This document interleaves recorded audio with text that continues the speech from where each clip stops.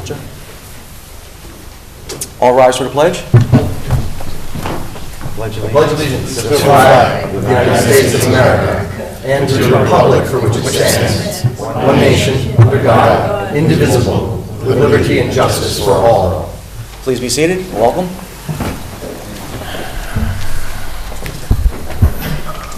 Councilmember Bardini. Present. Councilmember Totino. Present. Councilmember Foreman. Here. Councilmember Rye. Here. Supervisor Albrecht. Here. Pete, do we have sound in the room? Pete, can you hear us? Yeah. Okay, you guys can hear us? Okay. Hello. The agenda is going to stay. Just want to make sure you. Yeah, we wanted to make sure. Okay. The agenda is good as it is. Everybody okay with it? Yes. Next up is acceptance of some minutes. I make a motion to accept. All in favor? Aye. I'll second. Second. All in favor? Aye. Aye. I don't think we have any new employees. We got any new employees here today? Not here. One we're going to hire. Yeah, there's going to be two, I think, two comps. Next up is presentations. Gentlemen from the county, the floor is yours. Good evening. We'll get the presentation loaded up.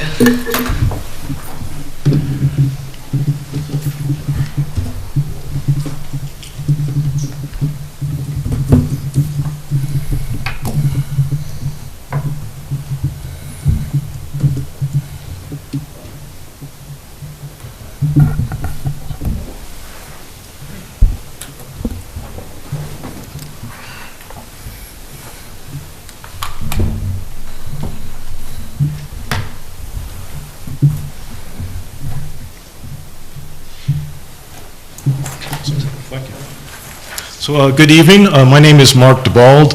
I am the Transportation Program Administrator for the Dutchess County Transportation Council, or DCTC, which is a small division within the Dutchess County Planning Department. So first I want to thank the town board, town supervisor for inviting us to present on this study. And we're going to talk about the Beacon Hopewell Rail Trail Feasibility Study. And we're going to talk about some of the work we've done so far, give you some general background about the study, existing conditions, and some ideas on the designs for a possible trail. Right now we've finished an existing conditions report, and so we're well into this study. So we do want to talk about kind of the findings from that existing conditions assessment and our analysis, which looked at natural resources, the overall corridor itself, and some of the major challenges and benefits of a rail trail. Can I just ask you a quick question? Yes, sure. How long has this study been going on? We started the study in late 23, late 2023. I don't mean to interrupt you, I just want to, Sure. thank you. Yep. And actually, and that's probably a good note, and I should probably back up and just provide a little background for our organization and how we kind of got to this study. So first, the DCTC is the Designated Metropolitan Planning Organization, or MPO, for Dutchess County. We were established in 1982, and we are responsible for prioritizing the the programming of federal planning dollars and project dollars in our metropolitan area. MPOs are required by federal law for urban areas of 50,000 people or more, hence we've been around for 40 plus years. We are one of 400 MPOs in the United States, 14 in New York State. We all follow federal guidance on how to program those federal dollars.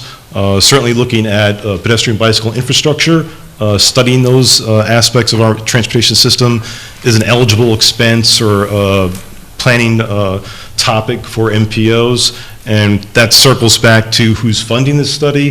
This study is federally funded, so there is no cost to the town or local municipalities to progress this study. So I just wanted to provide some general background on our organization. For the study, the Beacon Hopewell feasibility study, we do have an advisory committee that's helping us guide the process. That, of course, includes some of the major stakeholders in the area, including Dutchess County, both Public Works and the Planning Department, New York State DOT, MTA Metro North Railroad, The municipalities, of course, including the town of Fishkill, the town supervisor is a member of our advisory committee, and we're assisted by a robust consultant team, and my colleague, Tom Baird from Barton Lujudas, will talk a little bit about the existing conditions later on in this presentation. So a quick snapshot of the study goals. We are evaluating the needs and priorities for a potential trail along the 13-mile section of the Beacon line from the city of Beacon through the Fishkill area to Hopewell Junction in East Fishkill. We finished that first task in inventory and assessing existing conditions, which we'll talk about tonight, and we're also starting to look at some potential design concepts, both for a rail with trail or a rail to trail design. Then we'll finish, after this task 2, we'll finish it up, produce a final report, and of course make that public for comment and any feedback. Snapshot of the corridor, again about 13 miles. Hopefully folks are familiar with this kind of unused rail line. It is still owned by the MTA Metro-North Railroad, but as many of us know, not too many trains have used that corridor in quite some time. And then I'm going to hand it off to Tom, who's going to talk a little about the work to date, existing conditions, and some of our design ideas. And then we'll open the floor up for questions. Thank you, Mark. And as Mark said, thank you very much for allowing us to come here and speak to you tonight. Some of the progress to date, the Metro North had applied to abandon the railroad a few years ago. Back in February 2024, an appeal decision allowed the railroad to be essentially abandoned and banked, which railroad banking means that the railroad could be used if necessary in the future for some type of emergency or special need that the country may have or the area may have, so the rail corridor generally stays intact under the rail banking. And it's an important compromise that sometimes those corridors are needed in the future. A few have been converted back to railroads across the country, so it helps with getting those decisions done to do trail projects like this. We're progressing the study, as Mark mentioned, rail to trail, and also rail with a trail alongside the rail. MTA had asked us to please evaluate and look into these two particular options, and it's pretty typical for rail corridors to look at these two different ways to actually accomplish this. We do have some areas on the Dutchess Rail Trail that are combined rail and trail, so you might be familiar with that already. Our field work, we completed it last spring, 2024, and that was a complete walkthrough of the corridor. We did bridge inspections, bridge analysis, we looked at drainage and all the environmental impacts, and also looked at the condition of the rail corridor and how feasible it would be to actually utilize this as a rail trail. Our initial public outreach consisted of a website, we did some online surveys, we also had some pop-up events at Beacon Farmers Market and the Farmers Market in East Fishkill, which turned out pretty well. We had a lot of visitors and got a lot of information out about the trail. For the study website, it's very informative, so if you haven't been there and would like to get some more information, more detailed than we have time for tonight, please visit that. It's beaconhopewellrailtrail.com, so it's pretty easy to get to. We had a great response from our public survey, 1,350 responses to the online survey, and 95% of the responses supported the corridor, which was very important. But the key considerations and comments that were made were connections. We want to be able to get to the trail and not have to drive to park your car to get your bike off your rack. We want to be able to get to the trail, a lot of locations. So it was a very common comment, and understandably so. Make it safe and secure. And so we're not isolated and people don't feel they're trapped out there alone. So a lot of those things, including restrooms, benches, waste receptacles, wayfinding. And the key uses for the trail, people were very interested in that, make sure that you can bike and walk, and there was connections to other trails, which one end near Hopewell Junction would connect to the Empire State Trail. Then there's a fjord trail in Beacon that a connection is planned for that to make a continuous network on the system. So some of the major concerns. For the public survey, we had a high concentration in the Route 9 Village of Fishkill area, but bathrooms clearly were the most important aspect, along with the benches, waste receptacles, and that. And we had about 3,600 comments for those particular uses. For the trail altogether, we have 7 study intersections. The major ones in the town of Fishkill would be in Washington Avenue, Route 52, and then getting up into Route 9, which is technically in the village. But Route 52 and 82 is identified as a high accident location. You might be probably aware there's possibly a roundabout plan for that intersection from New York State DOT. That we've looked at different options that would interact with that roundabout and make it a project that complements each other. So utility coordination is very important here. We've met with Central Hudson Gas and Electric first in July, and we've had some subsequent phone calls with them. Reviewed their crossing points. We've got clearance. Most of the electric lines run along the corridor, and they're high enough that they wouldn't be an issue. There's some gas lines that do cross in certain locations, but there's nothing insurmountable at all with the utilities. Con Ed, we haven't been able to really meet up with them or get a hold of them to respond to some questions, but their involvement is much minor than Central Hudson Gas. But we're working on those and having information in this assessment so that when we go forward, there's a plan or a map to the design of the project once or if that happens. So the existing conditions report is on the study website, and just to summarize it, the corridor is in actually very good condition and is a very good candidate for a straightforward conversion to a rail trail, with the exception of a few of the major crossings. The challenges are getting the extensive opportunities for connectivity. We can't have an entrance to the trail every 100 feet, but is to kind of narrow that down to where it makes the most sense, and we're going to be looking to the individual municipalities to help with some of that.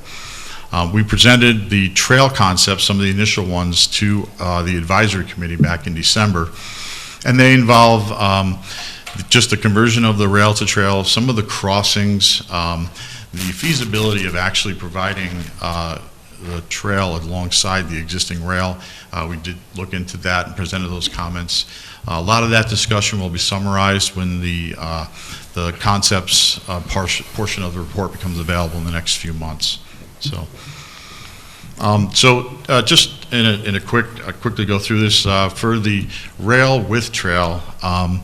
The trail offset from that, the distance between the tracks and the rail would be approximately 20-25 feet.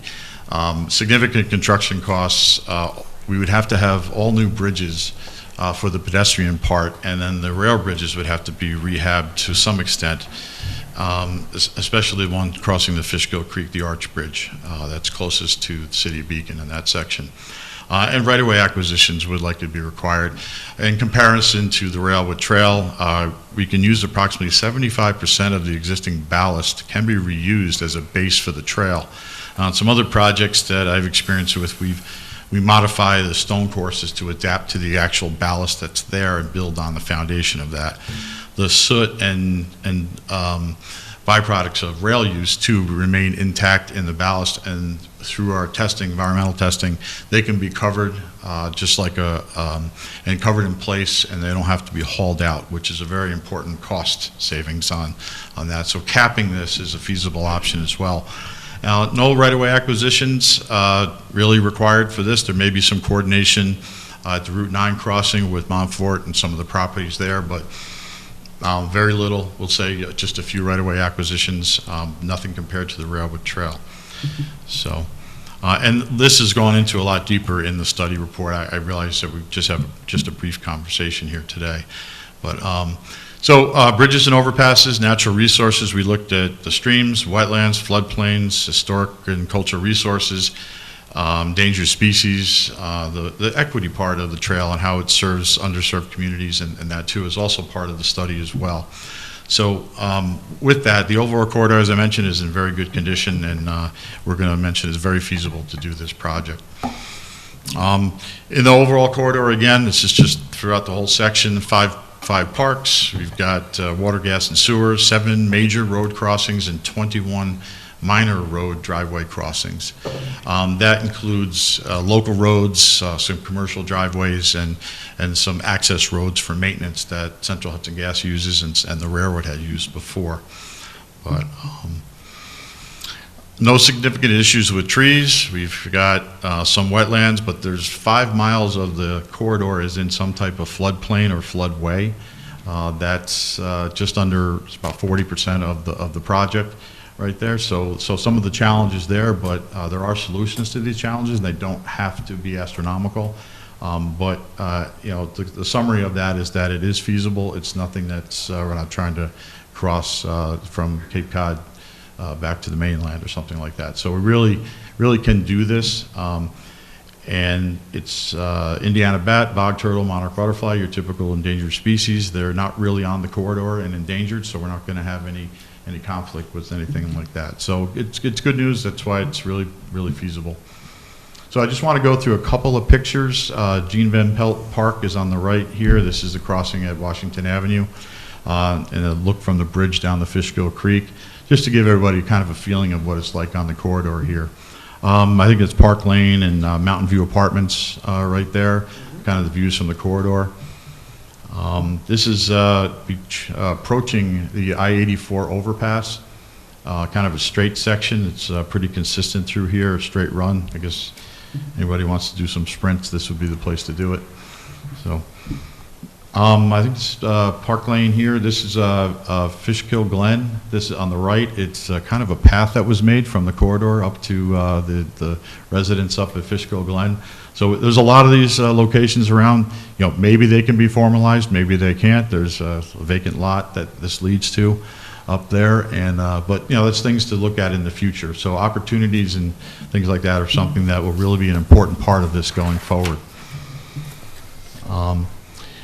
So another view of the tracks and at the park, Doug Phillips Park up there, getting towards the end of near the town line. But you can get a feel for the corridor. Just imagine a trail put here with the tracks removed. Culverts. Lots of old craftsmanship out here, as well as some new stuff. So you got this laid up stone on the left, and you've got your typical plastic culvert coming out on the picture on the right. These are just a little bit west of Petticoat Lane, but they're all workable, and they are available to hold the loads of a pedestrian trail and emergency vehicles. So nothing really outrageous here. You got two that are washed out, a quarter mile east of Route 9, a quarter mile west of Washington Avenue. These are the only two in the town of Fishkill area that are washed out. But, you know, they may look funny tracks hanging in the air, but these are simple fixes, straightforward designs, and nothing that's going to cost a lot of money, relatively speaking. We'll leave that caveat in there. So nothing really insurmountable.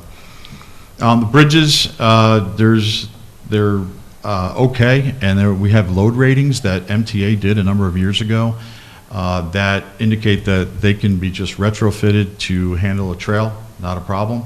Not so much for freight line, but for a walking trail, definitely. There's an underpass. I think this is over Sprout Creek, the one on the left. Same thing, retrofitted, not a problem. And that retrofit could look like something on the right. I know it's a little bit of a schematic figure, but railings on the sides, a smoothed off deck, and repurposed for use for the trail, not really a problem here.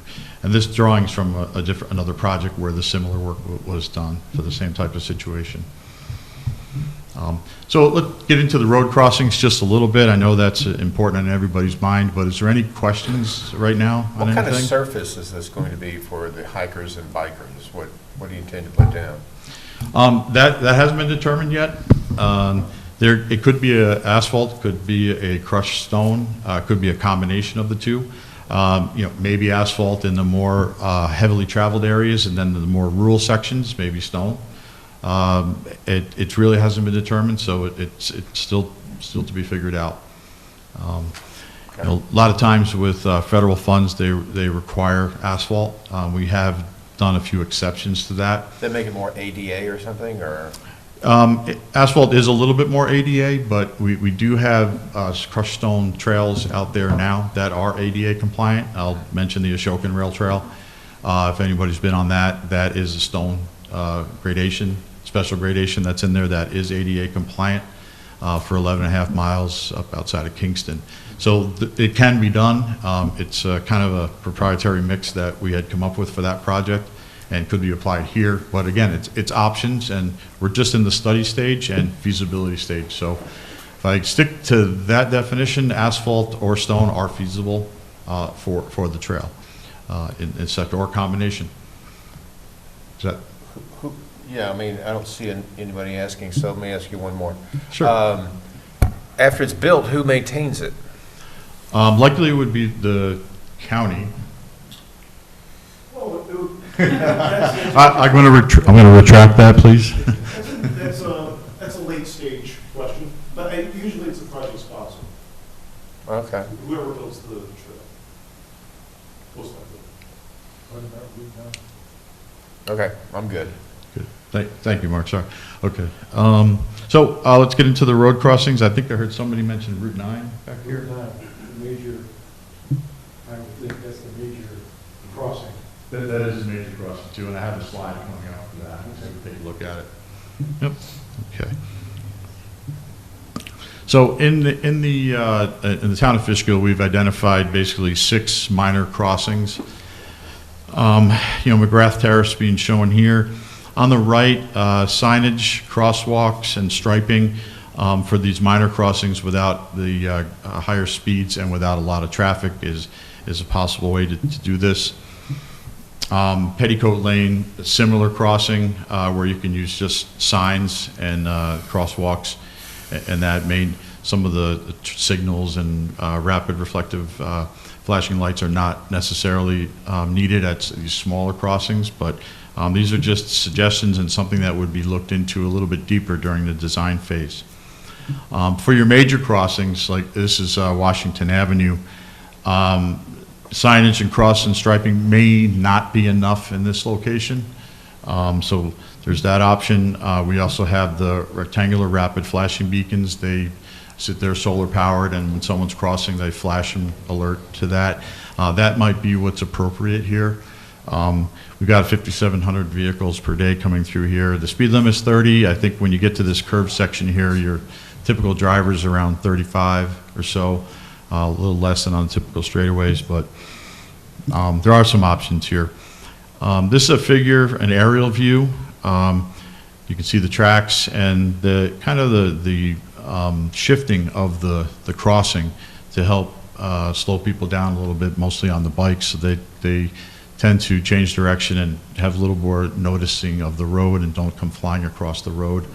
Bollards are a very controversial thing to put on trails. This alignment here was accepted and adopted by the Empire State Trail, and the rapid reflective barrier, sign is a picture on the right. That's what those typically look like. And there's other variations of it as well. But again, just an example of what could be at this type of a crossing, which is a major crossing. We get into Route 52, a little bit different. 12,800 vehicles, much higher speeds. Crossing length is about 40 to 45 feet. We've looked at 5 different options at this intersection.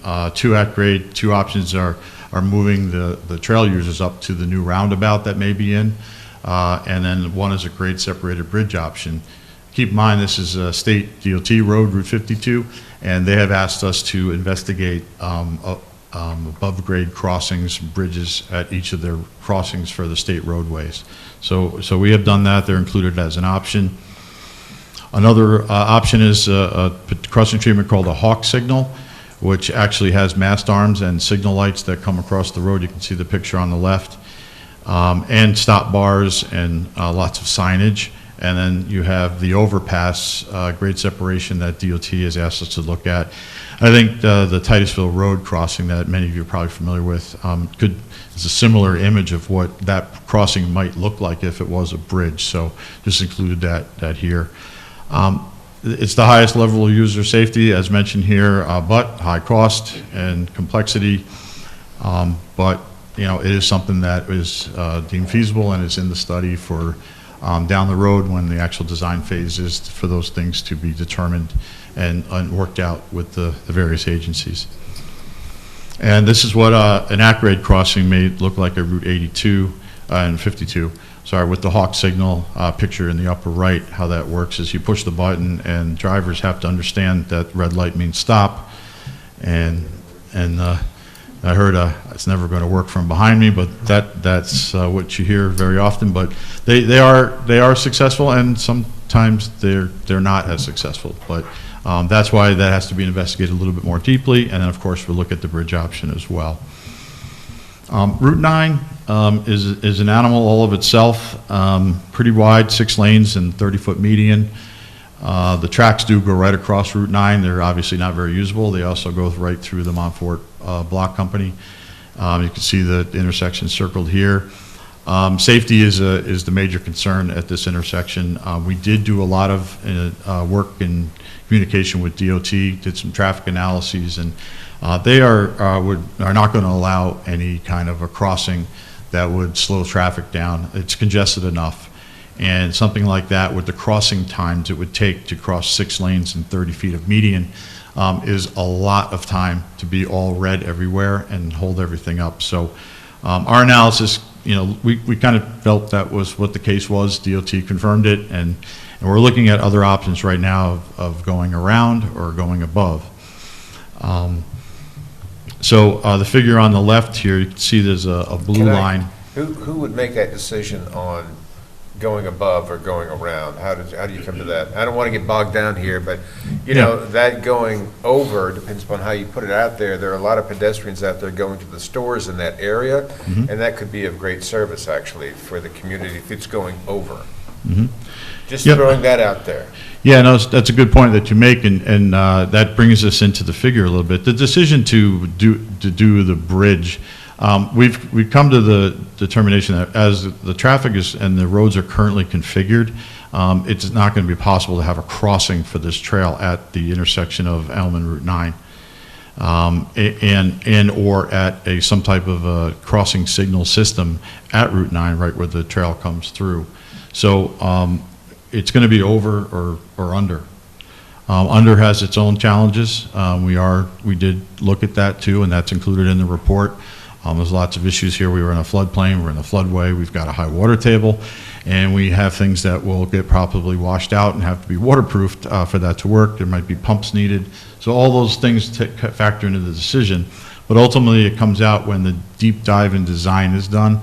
And when that occurs, the timing of that will have to relate to current conditions and current configurations on everything. And I assume the mock-up here on the screen, which shows 2 potential alternative routes as opposed to the current route that goes through the Montfort property, is done specifically so that the rail trail would not impinge upon that property's business operations or That's correct. make it impossible for people to use that space. Yeah, we met with Montfort about 4 weeks ago, had a nice discussion. They're were very, very cooperative and excellent to work with and trying to find some different solutions. We did talk to them about the yellow path going around the side and using some of their existing storage area up out of the floodway so we can get as high elevation as possible to walk around there and exchange some make up for their loss of storage with something like that. Deals can be made, but they've been very cooperative, and that's the point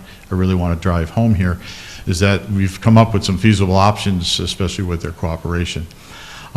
If we had wanted to an optional route around Elm Street, so people can use those businesses and come back to Route 9, and we may end up having 2 routes around, maybe the yellow route and the blue route are options you can take at that point. We also are looking at a bridge over Montfort that ramps up and goes over their operations. Now, the dust from the operations are definitely drawbacks to that, things like that we have to look into, but we're not leaving really anything off the table as this is a feasibility study, and when we get down to funding and later on how things may evolve in the area, those decisions will be made at that point. But the bridge Duchess Rail Trail over 4455, I believe, is in the bottom right and looks very similar to what could be for crossing Route 9 to come down into Sarah Taylor Park. So, any more questions on that? It's it's the most difficult crossing that challenge on the trail right now is the Route 9. So, we've also worked with Central Hudson Gas and got some great information on what the status is and what type of power distribution lines are there, because they are in conflict with what a bridge would be. So working with them to relocate those is a feasible option too. So that's also documented in the study. A bridge of that scale, obviously, there's considerable construction involved, but the actual laying of the bridge itself across Route 9, I assume that would result in detours and needing to shut down that area of Route 9 for the actual installation of the span itself? Yeah, there's a prefabricated truss in the picture on the lower right, and that likely would be the most economical way to do that.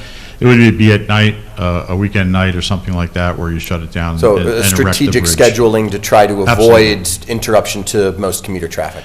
Interruption to traffic is the utmost concern behind safety, and is definitely part of the process and the design process. That program of installing the work is built into the design plans when we get to that stage, and a very important part of it. Thank you. So, yep, no problem. Any more questions on that? Not taking too long, but anybody who's still awake? All right. Good. So, as I mentioned, there's a few utility conflicts, but nothing insurmountable. We've got some gas lines crossing the tracks, some communications. MTA has utilities that run the length of the track. Corridor itself, on the lower right is a conduit that they have over one of the bridges. So coordination with that is very important. They've all been made aware of what's going on here. And again, it is a study, but there'll be more detailed, much more detailed conversations and coordination once the design process starts. Some of the access locations in Fishkill, the parks, Gene Van Pelt, Sarah Taylor, and Doug Phillips, of course. The Fishkill Glen, I showed you that path before. Van Steuben Road is also a possibility. But we're also looking for input the town of where some of these strategic places may be. As development happens in the town and new developments expand or come into play, down the road, that may be additional locations where we could have some access points. But the study has a lot of these points, actually all these points that we currently are thinking that are feasible in it, and it's not a final list, it's just a starting point and very adaptable once the design occurs. So some of the next steps is we're doing presentations for Beacon and East Fishkill in a few weeks.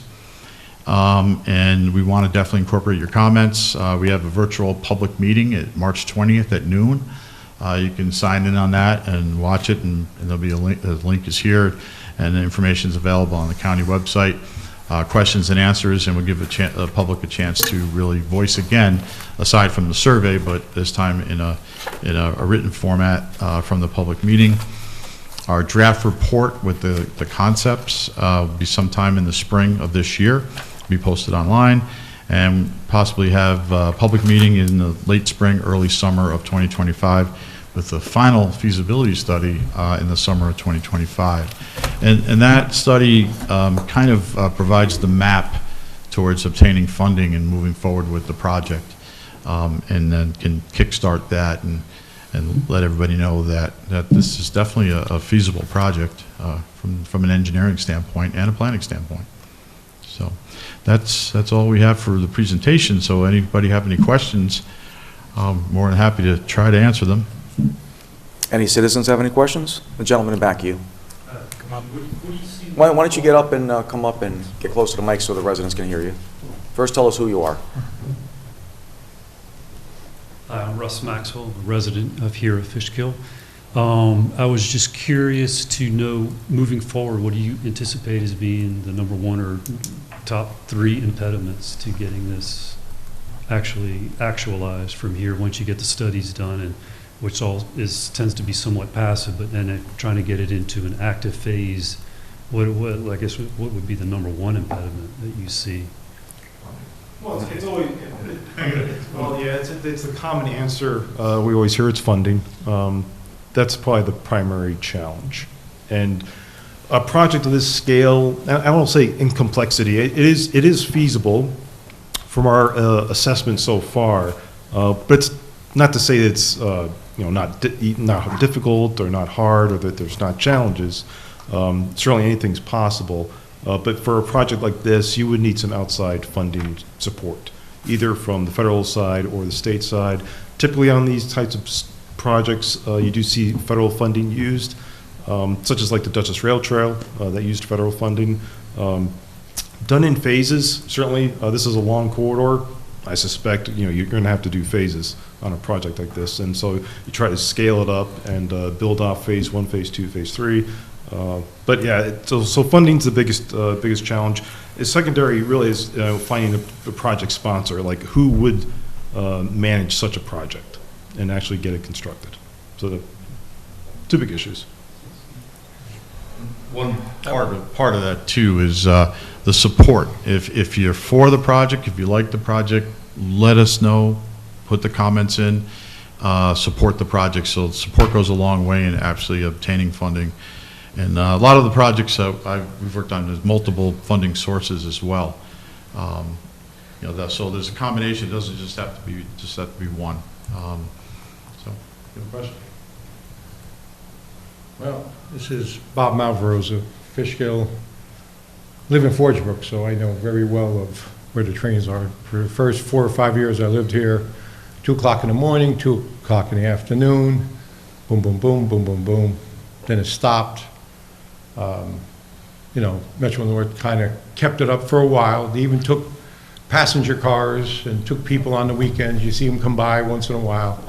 Then it didn't. And then over the years, I've had people using it as like their own little trail. My concerns are for me and a bunch of people that have, like you see the pictures, they showed a lot of it of rural areas where there's no houses. I can see the wrinkles on your face from my backyard if somebody's on that track. So it's a big concern for me and maybe 5 or 6 or 10 houses in the development. And I'm sure there's other places down the way and on the other side by CVS. There are some things going on about the trail. I don't want to say right now, but I worry about because I've had it over the years. It's not as much, and I thought I was going to have to put a fence up, but like people would walk, and then all of a sudden go, I don't want to walk the rest of the way on this, the gravel, and they cut through our yards. I'm also looking at it as, well, it's access, it's a good thing, and I want people to be able to enjoy nature and everything else, but also it makes an access to a lot of people and a quick way to get out. And then, like I said, my big concern was I didn't know how they were going to handle Route 9. But yeah, there's concerns for me that, it looks like it's very rural in most spots, but it isn't, our backyards are right there. And, I'm, concerned about it. It also affects my property value. And that was a railroad, that's an easement from our properties there from when the railroad took it, back in the day when they built it. So, because it was part of a farm and everything else, but yeah, I have a lot of questions in that respect, and also, like you said, the feasibility of what it really will cost, because you said it's in good condition, but if you come into the back where I am from 84, almost down to Washington Avenue, it's pretty rough lately. I mean, they haven't cut weeds or stuff in quite a while. So I'm just kind of concerned about it. And they do use it for ATVs and bikes, and then people still go back there and sight their guns in, hunt. So there's a lot of concerns. Mark, we did add in your study about possible fencing in certain development areas. I saw that in your plan, right? We talked about that? Yes, yeah. There are options and design tools, some screening. Because that was the two things I had, crossing, safety, and the fencing. Yeah. And you incorporated it into your plan. Yes, and those will be in play. And those are good questions. If we ever get to trying to answer those questions, that's a really good place to be. Yes. Honestly. So we're kind of at a high-level assessment right now. But those are important considerations, and they're typical considerations for any rail trail project. And so that, yes, we would try to find some amenable solution to that. Yes. So this is what, did you say 11 miles? Just under 13, just a little. And under how 13. long is the rail trail, the county? I think that's 11. I believe it's 11. And then when it hits the Empire State Trail, Right, that's further, yeah. okay.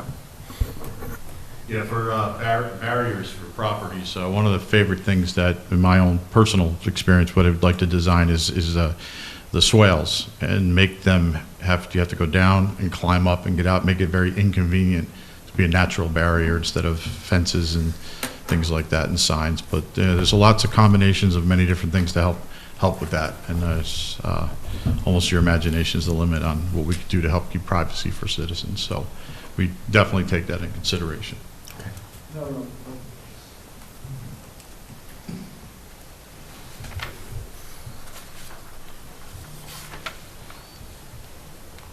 Eddie Colon, Town of Fishkill. 2 questions.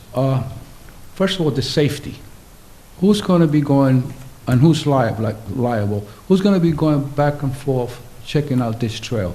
The town, the park rangers, or who's going to be handling it? He just mentioned safety, which is one of the main concerns here. I like to do a lot of walking. The second question is this trail is going to connect to the Hopewell Depot Trail? Yes. So it's not 11 miles, 13. 13 from here to there. And then, Station to Hopewell Junction. okay, 13 miles. so that the question that we were asking is, it's more than 30 miles because the trail continues. Right, okay, so that's why. So my main question is, I'm a safety freak. So, and safety is my concern because, you could be walking the trail at nighttime or daytime because going to this trail, there is no set time. There is no curfew, there's nothing. You feel like getting up at 1 o'clock in the morning and you feel like walking like a zombie, you walk. But if something happens, or who's patrolling on the safety? Is it the town responsibility or the state or whoever is, the park or whatever? That's my main question. Yeah, unfortunately, let me get the microphone here. Can't answer that exactly yet because we don't know who's going to be the sponsor of the trail and who's going to be responsible for maintenance. That part of it is a big part, and it's something that needs to be detailed once it's a real project. Because right now it's not a project right now. It's a study to see if a project is feasible. And once we get into the project, those specific concerns and details of that will be built into the design of the project. So the trail is not ready yet? No. So we can say the trail is going to be ready in April of 2025? No. So we could say the trail is going to be in the year 30,000.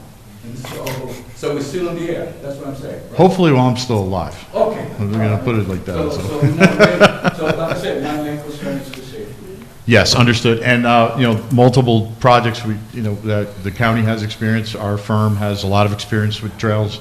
There's been many different ways that safety has been incorporated into the project between stewards, between patrols.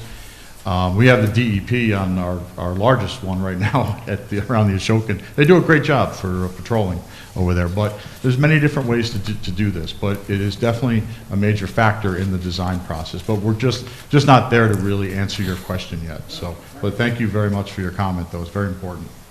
Yes, sir.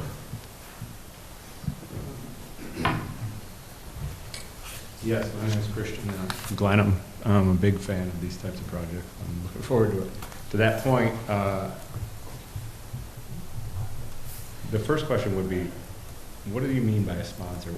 Who ends up, like you're selling this basically at this point? Is it the town? Is it multiples of towns obviously connected? As I understand it, the Dutchess Rail Trail is sort of maintained by entities at different sections, and you can tell that when you walk and run through it. Some's overweeded, some's really kept up. How would that work out here? I mean, who are the sponsors, I guess? Typically, sponsors would be the municipality that the trail goes through. Maybe the city of Beacon maintains their section. Right. Maybe the town maintains their section. Village like that could be broken down. Could be countywide, could be state. So it's not determined Generally yet. a mixed mash of people, though, right? When it goes through these sorts of Yes, when it goes through multiple municipalities, yes, it can. The trail in the Hudson Valley Rail Trail. Okay, so that's maintained by the town of Lloyd. And then when it gets up near New Paltz, the town of Lloyd still takes care of it there. It stops at the crossing of the Hudson, walkway of the Hudson, where it picks up. I think that's New York State that maintains that parks. So that's how that is. We work on both of those, so it breaks right there. So sometimes it is a mix of different municipalities. But again, a lot of it may depend on the funding and how it gets built. And how it's, So to that point, especially with the Route 9 really big project, and it would be done in phases, would that... Sir, could you come to the microphone so we could hear? To that point, since it would have to be done in phases, and Route 9 being such a monstrous project, could it be done in phases, earlier with some sections? I mean, as I'm looking forward to seeing something started, would that stop the whole program just because that can't be done? Very good question. And our study that will be out with will have the project broken down into phases, whether it's 3 or 4. Route 9 could be its own phase. Say, the Beacon section or the East Fishkill section, the town of Fishkill section could be all different phases as well.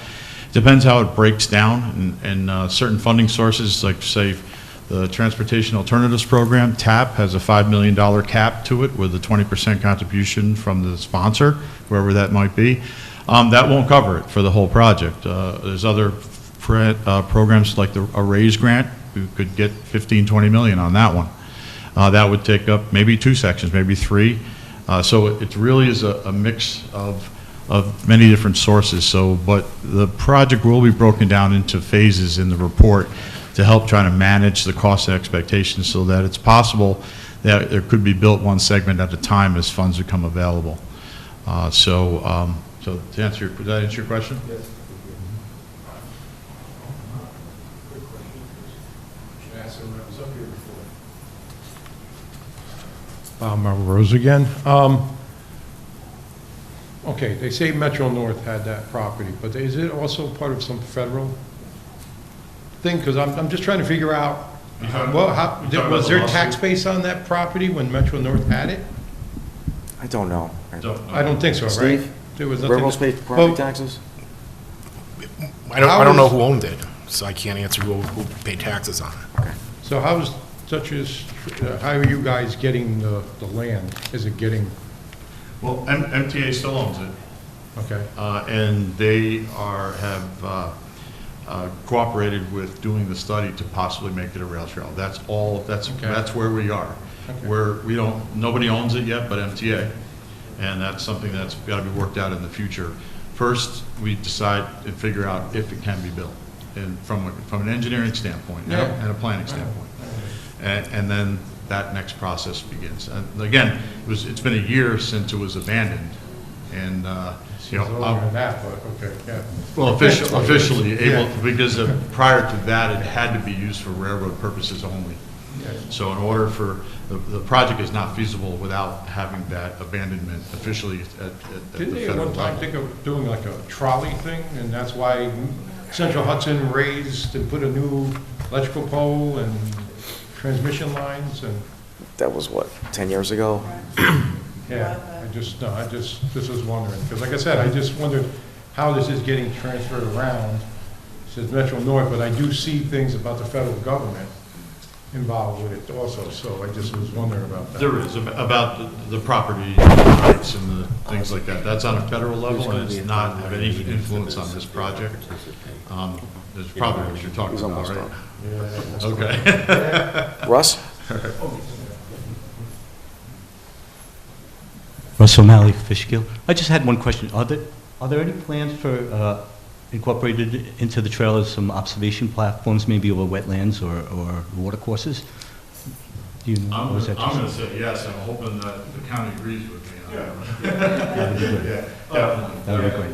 As part of the study, we did try to identify some scenic view sheds, and so we have pointed those out, and they would be great opportunities for that type of asset.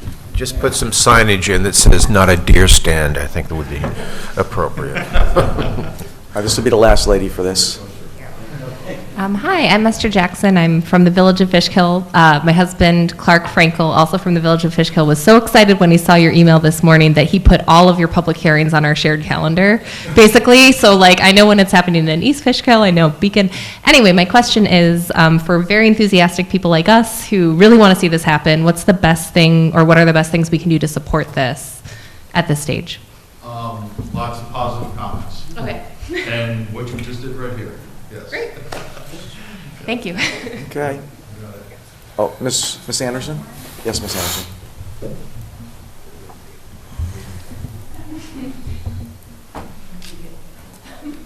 Bridget Anderson, I live in the town of Fishkill. I went to Bikeway today, picked up my bike, so clearly I'm a supporter of this project. I just wonder, because I got the notice about this being at this meeting this morning, and sent it out to the folks in Fishkill Woods, so that they would all know. So there doesn't seem to be, I think there needs to be more public input on this, because nobody's gonna give us all this money unless people get out and support the project. But with the Fjord Trail, Yeah, I never know if Hudson I Fjord say it Trail. the right thing. It's dumping everybody in Beacon. And it is not, it's a pretty dicey ride from Beacon to Fishkill on a bicycle, up Washington Avenue and all of that. The Fjord Trail's not going to go that way. I'm sorry? You're talking about the Fjord Trail? It ends up in Beacon, correct? Yeah, but it runs along the Hudson River, basically. To the railroad station? Yes, ma'am. Right. So this starts at the railroad station. It would start, I would say, about a mile south of the train station, you know, where, by the Fishkill Creek, Mm-hmm. and then pop up this way. Okay. So not It's still directly dumping at- everybody in Beacon, where everybody's spending all their money. Wouldn't it be nice if those folks had an easy way to get from Beacon, forget about Hopewell, to Beacon to Fishkill? We'll take our phase one. I've known Mark forever, and Owen, it'll be phase one. But how do we get people excited about this, that they know this is happening and they support it? Because probably 50 of the 1,300 people that responded to the survey was because I sent the survey out to people and said, if you want this, you need to participate because our voices need to be heard. There's an online Zoom March 20, but maybe we can put it in the eGov. Yes. But I think I got that probably from the planning email, because I'm on one of their email lists. So maybe since we send out town bulletins about, snow, we could send something out. It would have been nice if we all got something about this meeting so that people could come and hear about this. I believe I did send out the study when we got it to the residents. I know, but this was an update and had information that I didn't know, and I've been pretty in tune with this. I'm just saying, we're not going to get the money unless people go out and support it. And I think we need to be doing a better job at advocating, if nothing else, for the whole trail, at least for the Fishkill piece. Thank you. All right, last call. Okay. Gentlemen, thank you very much for coming. Thank you. Thank you. Thanks. Just to note, we do have some fact sheets on the table. Okay. By the door, too.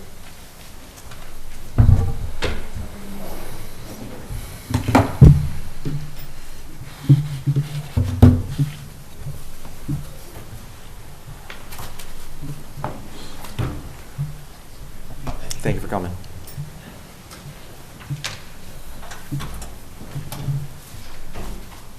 All right, next on the agenda will be privilege of the floor for general town items. This is the opportunity to speak about anything regarding the town of Fishkill. Yeah. Let's go, Reverend.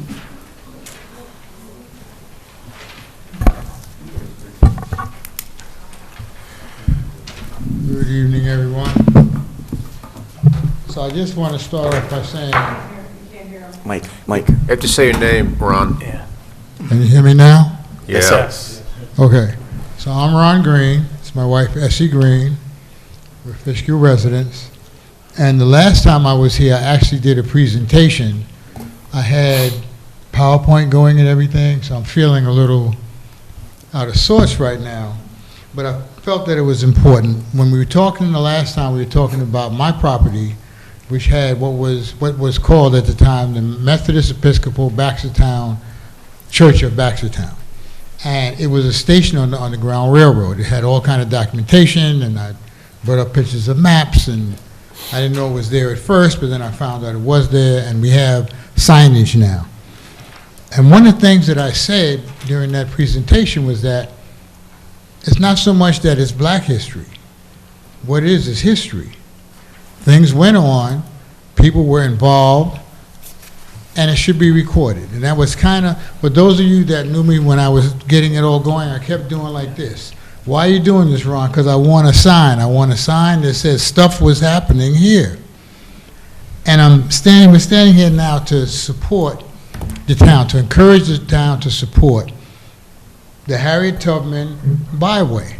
Why? Because she did things in history. When I think about it, that I don't know that I would have had the courage to do it. I don't know if 10 of us in the room, maybe 10 of us in the room might have got together and done and did what she's done. But just a little bit, and I used to be a teacher at Marist, so I'm sorry. I'm gonna take a moment to just talk about Harriet Tubman for a second, and this is why the town ought to support this byway. She was an abolitionist. She was a social activist. I found out that she was a Union spy, and she led an attack on the Combahee Ferry raid that freed 700 people. She did 13 different trips up north to free people. She freed 70 people, including family and friends. She was a part of history, a major part of history. And the town really should be supporting this byway now, because let's take a step back. Look at what's going on in our country now. I'm not even talking about political stuff, just look at what's going on. I watched TV the other day, and I saw a bunch of people with flags that I don't particularly care for, screaming epithets at people, and they thought it was okay. A few months before that, a whole bunch of people wearing outfits and uniforms that I don't particularly care for walked through town and talked about people, calling them all kinds of names and whatnot. And I said to myself, gee, I guess it's good that I wasn't there, because I'm not necessarily too sure how I would have reacted. My own personal style is you say something crazy to me and I'm gonna respond. And then what's gonna happen? Then that just kind of escalates it? Or I don't respond, and then I walk away feeling like this guy just said X, Y, Z to me, and that's crazy. But what the town has an opportunity to do is to, in a positive way, that as far as I can see, it's not gonna cost a ton of money, because it's a letter of support. I don't know what else you're gonna do. Let me know what I need to be involved in, I'll be glad to help. But it would be a letter of support that this is important for this woman who did so much that she did for our country, for a specific set of people in our country, but she was a social activist. She was also a woman suffragette. So I think it's really important that the town would be supportive. Yeah, the town, I was more into the Revolutionary War history, but when you study the history of the town of Fishkill, other things pop up. And what was unique was the Underground Railroad definitely came through the town of Fishkill, because there's passages in these history books that say the Dutch Reformed Church, the Trinity Church, would ring a bell certain times, quick or slow, to let know people were coming or they had to leave. So this was a big operation in the Hudson Valley at the time during this, pre-construction and all that stuff back in the pre-Civil War area. The town of Fishkill was definitely involved in that stuff. Just a quick thing, and my property was one of the stations. It wasn't as big as the Dutch Reformed Church, but they had a church there as well. So this whole area is replete with historic significance. Absolutely. Good evening, everyone. As Ron introduced, I'm his other half, better half, or whatever way you want to call me, which day first. Better. I commend Brian and the town supervisor for giving us this invitation to be here to support this resolution. I urge the town of Fishkill as well as other residents to support it. We are an area of wealth of history. Every other block has some marking that we have not designated. And in light of what's going on in the country, it's real essential that we put out, this is part of a history, we cannot erase. So please support this, and we appreciate you for allowing us to come and talk about it. I was at a civil meeting, I think you were there, where someone announced our sign on the height of the 250th anniversary of this country next year. So we need signage like this.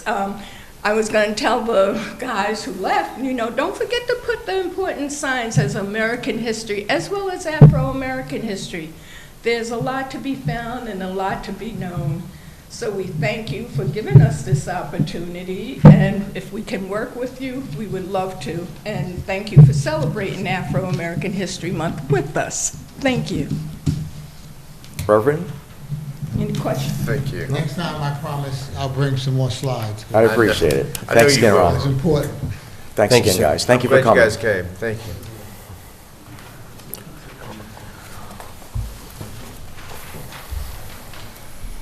Members of the board, my name is Eddie Colon, town of Fishkill. Mr. Green and I being in communication regarding not only his place up there, but also the black cemetery that for years and years and years was abandoned. Now you could see it. And in the summertime, if you drive by, if you wink, you missed it.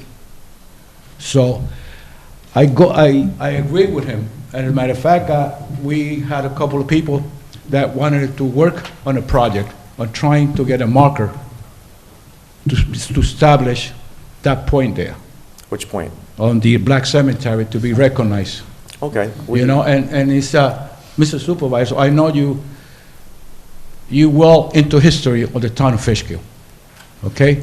And I think this is an opportunity to, because we getting a lot of tourists out here, and it's good for them to know what that corner stands for and what that plaque in there stands for. And not too many people know that there is a black cemetery there, and they don't know the history of it. And I am willing to work with him back to back, and all the people that we know of, to start some kind of a committee. Not politically, let's keep the politics out. Just neighborhood helping neighbors in here, and try to establish and try to get something for that place to be recognized, and also his place.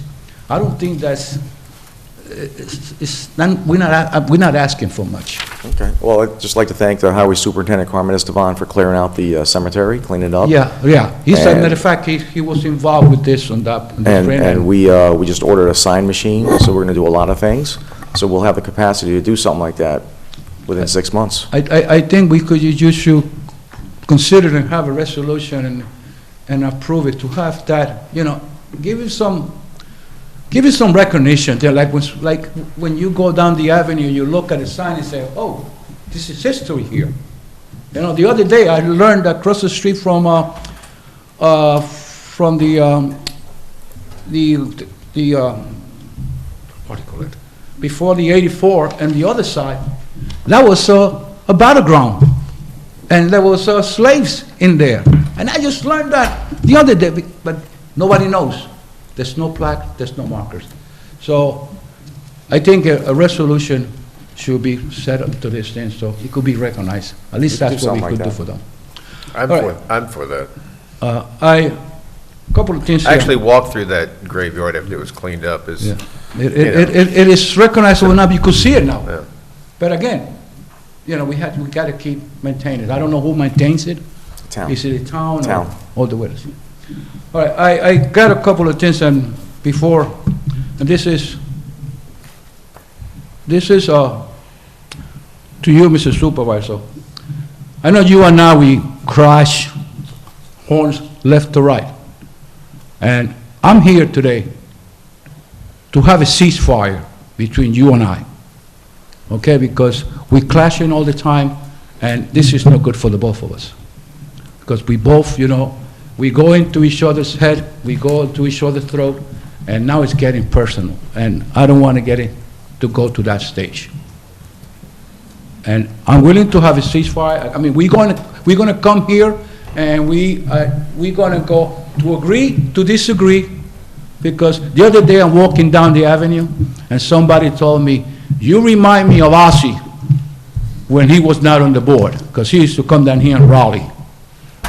I said, well, I guess somebody has a brother somewhere, okay? And just want to cease this fire, all right? So the second thing is, and it's very concerned, and it's on my development, on the old Post Mode development. We used to have a lot of police patrolling in there. And if I tell you, if I see a squad car, a radio car, or a cruiser, or whatever you want to call it, to go through there once in a while, I say, that's enough. We haven't seen one, and if somebody tells me that they patrol in that area twice and 3 times a day, he must be the invisible man with the invisible car. Because let me tell you something, Mr. Supervisor and board members of the board. Every day I get phone calls. And when the radio car passes by, that phone rings. Hey, yeah, I just saw the radio car. So what gets me angry, and I'm pretty sure, Mr. Commissioner, and I'm asking you, because you're the man with the power, there got to be a way that we have to work with this.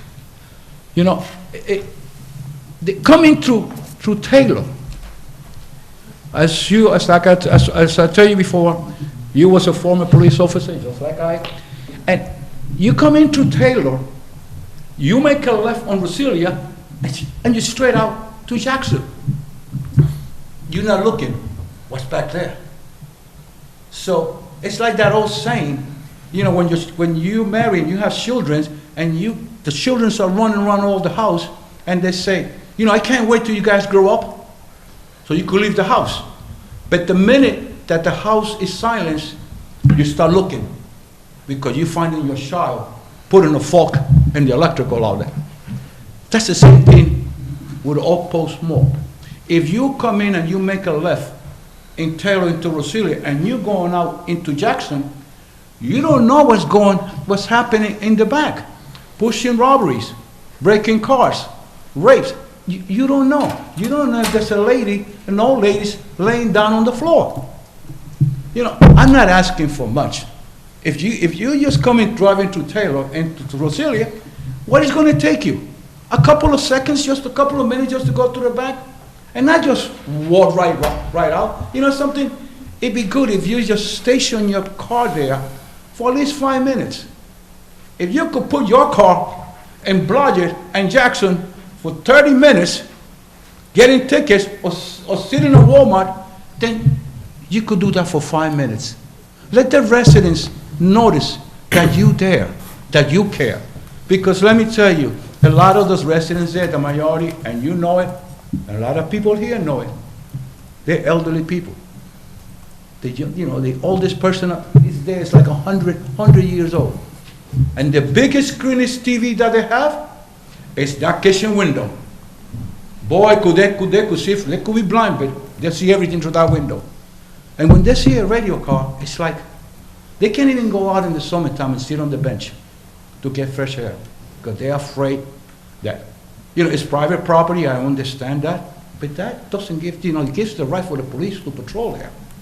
And I wish that there is something that you could communicate with the police department and say, hey, we got to take care of those people there. And I wish that something could be done. We could do something. Okay. And the other thing I'm just going to give you, which is important, the food pantry. Okay? Coming May 10, I believe we're going to come up to the 40th year anniversary. So it's going to be something there. So as the statistic goes, this past January 9th and January 8th, this person here was out there doing a food drive in that snowstorm. People say, why you do it? You're going to cash in the money, you're going to drop dead. Drop dead is my mission. And that Saturday, it was cold, was snowing, and we did a food drive, and we collected 308 bags of food in there, which some of them are not that much, but it goes. As of the month of January, we served 301 clients, which in turn turned out to 981 individuals. Okay? The combine of 12,286 meals for the month of January. Wow. And those meals consist of a week of food per family. Family of 3, family of 4. So it goes from 5 meals for the week. 5 breakfast, 5 lunch, 5 dinner. That's how we come up to those meals. So that's where we stand for the food pantry. Yesterday I collected, and I like to thank the parishioners of the St. Mary's Church. And the biggest thanks goes to St. Mary's Church, St. Mary's School, their students and their faculty members. I collected yesterday 150 bags of food that these students and the faculty donated. And to them I thank and I bow to them. The other thing I like to ask for you, Mr. Supervisor, is what are the chances of the Fishkill Food Pantry put in a box in the town hall? Same as before. We never put one before. The only thing they put there was coats. We never put a. So. We've used the campus multiple times. If you would like to put a drop-off box, that's not a problem. You guys okay with that? Yeah, I thought we did food, too. No, we only did the food drive. We never put, I never. I know we did the food drives, but sure. If you wanted to do a collection box, that's perfectly fine. That's fine. Perfectly fine. And we could check it out weekly and maintain it, you know. But I'm not gonna go, I'm not gonna put. It would have to be a period. You just can't keep it there year-round. No. You just tell me how long you want, we could put it there. You tell me how long you want it. You know, and then you let me know. Days. Okay, and that's what I have. Thank you, Mr. Cologne. Okay? Thank you. Thank you. Ms. LaGoy? Hello. I have a couple things. One, though, I do want to also give my support for bringing some light to Harriet Tubman. Not only was it all of the brilliant things that you had mentioned, she was a mariner.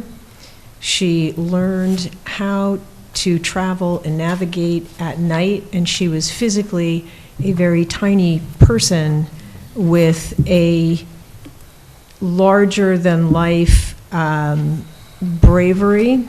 She navigated, and this was not easy for women to do. She got work in the shipyards, which trained her physically, but then she also learned a lot of the ways to navigate water. So she's just an absolutely incredible human being. She was an incredible American, as I would hope that Americans would want to be. So I fully support that. I also am here to talk about the partnership of the Fishkill Highway Department and Keep Fishkill Beautiful. Will embark on a series of tailgate talks.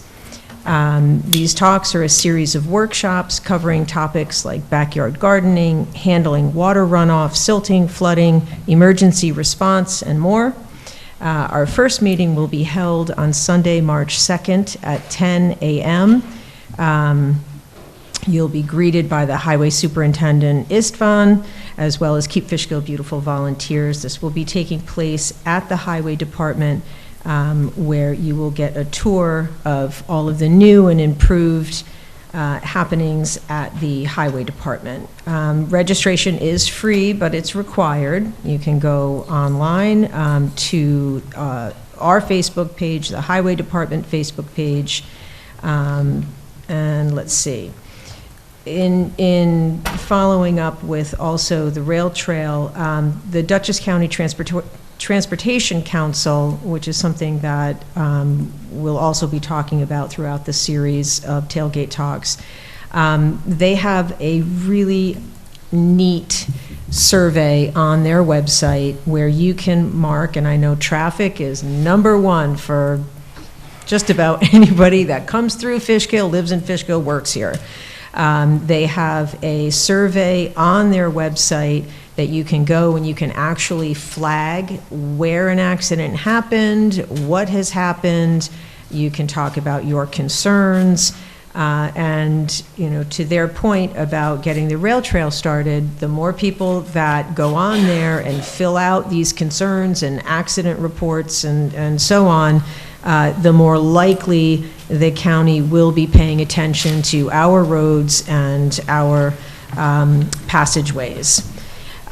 So you can visit the Safety Action Plan website.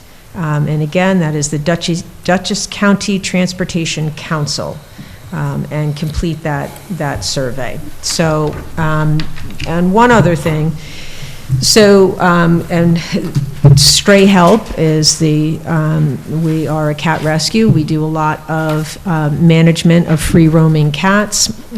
We do have another clinic tomorrow, so we'll be standing out in the cold and checking people in who are getting their cats spayed and neutered. But I do want to put a plea out to residents that if you see an animal that is crossing your path, and I get this question a lot, well, I don't know if I should feed it. Yes, you should. And especially during these times when it's cold, you know, the temperatures are dropping. Even more important than food, however, is water. If you can put water out, because everything is frozen over, and an animal is more likely to dehydrate and die from dehydration than they are from starvation. So, you know, we're seeing cats with frostbite, we're seeing cats with injuries. Again, if your conscience is questioning, should you feed? Yes, you should. And I promise you will not be going to hell if you put food out for a cat. So please do the kind thing, help these creatures that are just trying to make it through another day. Thank you. Thank you, Ms. LeGoy.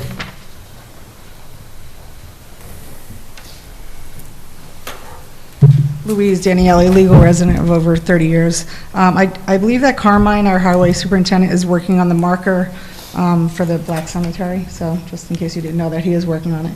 And thank you both for coming. I just think that history should not be forgotten in our town, but it must first be told. So whatever is necessary to do that, I'm sure everybody in the town would support you and the supervisor and the town board in their efforts for this. So. I just wanted to start by talking about what happened at the last meeting. During the beginning of the last meeting, the supervisor turned towards council members Tatino and Bardini in an attempt to influence their vote by saying, "Just say no," when Councilmember Foreman made his motion to move my resolution to be the police commissioner ahead of the one to appoint the supervisor's friend. In cowardly refusing to move my motion, they all chose not to have to vote on the resolution to appoint me. Instead, they rendered that resolution dismissed and moot at the end of the meeting. The regulations regarding the Department of Criminal Justice, which is also known as DCJS, established the police officer decertification process on October 29, 2016. Police reform came to the forefront by Governor Cuomo to try and build and tighten bonds and public trust. I read an article in the LoHUD from 2018 which spoke about a Mount Pleasant police officer who resigned while facing disciplinary charges and moved on to work at the Mount Vernon Police Department. The article highlighted how DCJS had begun decertifying the training certificates of those for cause when those who resigned were facing disciplinary charges. This was done to help law enforcement agencies avoid hiring troublesome cops. Since our last meeting, the supervisor has announced in a Mid-Hudson News article that DCJS notified him and our newly appointed police chief, Joe Clark, that Mr. Bierce's record had been updated to indicate that Bierce had actually, quote, resigned from the department rather than being removed for cause, which appears to me to contradict the law. So I would like to know who directed the newly appointed chief to sign the form to send to DCJS, the new chief who was handpicked by the supervisor. Did the prior police commission approve sending any letter or approve this action? The supervisor, who was also quoted in the same Mid-Hudson article saying, quote, "It is a great win for the rule of law and the town of Fishkill and citizens of the town. This is what backing the blue is all about," Albert said. Backing the blue is sticking with the guys when they were done wrong, and this is what happened to him, Bierce. I stuck with him, and we were proven right. My policy is to back the blue, but hold them accountable when you need to. And he noted that there were politics involved in the Bierce controversy. We've got to stop playing politics with our law enforcement. When the supervisor repeats that story so many times, he begins to believe it. And he convinces others to believe it too. But I didn't forget what you told me back in 2020. You told me that you told Mr. Bierce to resign, and you would bring him back once you got into office as a supervisor. That is the truth, right from your mouth. The only wrong done was by you. Lie. Excuse me, Supervisor? I never said that to you, ma'am. I'm speaking now, but I don't lie. So I am telling the people what you said to me in January. Never said that. And not only did you say it to me, Never said there are that. other people you said it to. So I'll continue, and then you can say whatever you want, but I'll continue speaking the truth. But I didn't forget what you told me back in 2020. You told me that you told Mr. Bierce to resign, and you would bring him back once you got into office as a supervisor. That is the truth, right from your mouth. The only wrong done was by you. So in my opinion, he did not have his civil rights violated. He was given bad advice by you. And unfortunately for him, he listened to you. Instead of facing whatever allegations there were against him and defending himself through the PBA process, he did what you told him to do. He just resigned, believing that you would bring him back when you got into office. You don't get more political than that. It appears from the former chief at the time when Mr. Bierce resigned in 2019 that he knew the correct process, and he filed the form with DCJS and had him decertified because he resigned while a personnel investigation had commenced. The only person responsible for him being decertified is his friend Ozzy Albra. The supervisor tried numerous times throughout the past 5 years to have his friend decertified. It was only because he hand-chose the chief of police last month, who immediately signed the form and somehow convinced DCJS to reverse their decision. Because of your direct involvement and your conflict of interest, you should not have voted on making your friend a police commissioner, nor should you have voted on giving him a settlement for the last lawsuit against our town. You make the true blue look bad by your dictatorial actions and your bad advice. Stop twisting the narrative to blame other people or political parties when the blame for what happened to him lies squarely on you, Supervisor. So when you repeat what you have previously said about how can the residents trust that their civil rights won't be violated when the police officers' rights were violated, the question should be, how can the residents trust anything you say when you don't tell the truth? And you violated the public's trust. I have other comments regarding the agenda, but I'll wait until it's the second time to speak. Anybody else like to speak? Thank you. Ma'am?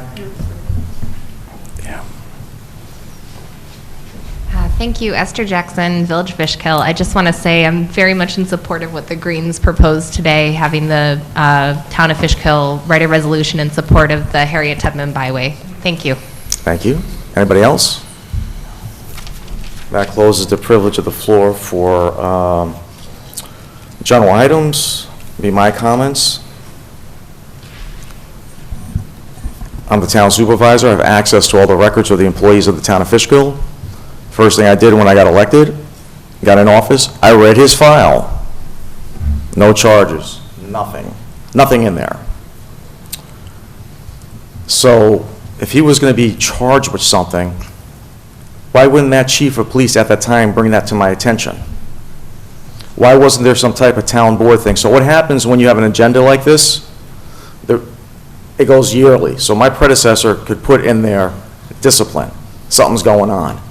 There was nothing in any agenda for 2019, the year before I became supervisor, regarding any incident with any police officers. No charges, nothing. In a lot of police departments, they have two files. A file, you're only supposed to have one in New York State.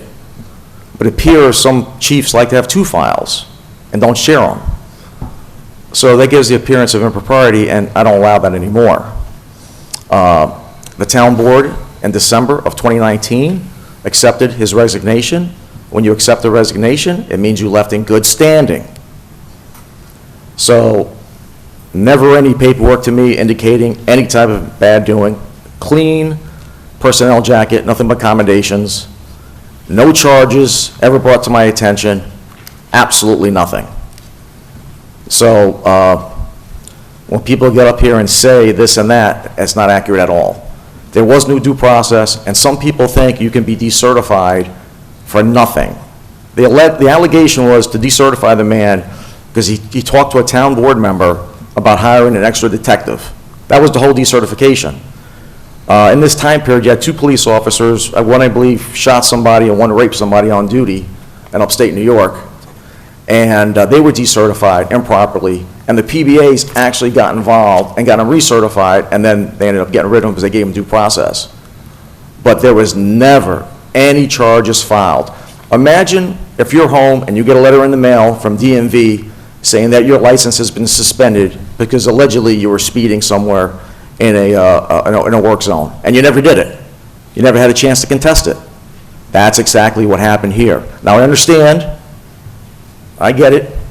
Some people don't like certain people, but there was no due process. There was no trial. There was none of that. And if some people think it's okay to have separate files on officers, that's on them. If they think due process doesn't mean anything, that's on them. But the big thing happened at the last meeting. Everybody forgets. There was a disciplinary matter against a police officer, and guess what? That police officer had his due process. We did it the right way. But no one's talking about that. So when I say back to blue, you back to blue when it's right, and you also hold them accountable. That was the big news at the last meeting, and nobody talks about it. Nobody talks about it because they're fascinated with one person, and one person the guy did something. What did he do? I've been supervisor for 6 years. Not one time has anybody come to that podium and said somebody did this, this, and this. He just shouldn't have been, he just should be decertified. No proof. I like to see it. I had to be deposed in a federal case, and the two administrators were deposed in this federal case. Over 100 times, both of those administrators basically said they didn't know why he was decertified. We don't know. I do know the previous town supervisor took his resignation, which means he left in good standing. I know that. I know there's nothing in his personnel file because I looked at it. I know there were no charges pending because I looked for that. They're unavailable. They don't exist. But in Fishkill, New York, a cop that contacted a council member, and it was through a third party, by the way, about saying we already have too many detectives and we don't need any more, broke the chain of command and was decertified for something like that. And if you watch these board meetings, September 1st of 2021, there was multiple cops that came here, interfered what the allegations were. So we probably could have decertified 3 or 4 cops that night, based on the Fishkill, based on the precedent set by the Fishkill Republican Party. So there was politics about that. Okay? That's the facts. So please, prove me wrong, show me papers that were being filed. Please give me the second file. You can mail it to me. Whatever you want to do, whoever has that file. But the file in the town of Fishkill with the personnel and the personnel thing, there's nothing there. There's never been any charges. The resolution was taken, leaving in good standing. All right? And the standard to decertify a cop here in the town of Fishkill, it's like losing your license for going 5 over the speed limit. And this is what, for 6 years, has been going on, because they just didn't like the guy for whatever reason they have. And I just can't believe that people that purport to be back in the blue clearly don't. They just don't. All right, liaison reports, Councilwoman Bardini. Okay. I guess the most significant thing was when we all... Mic, please.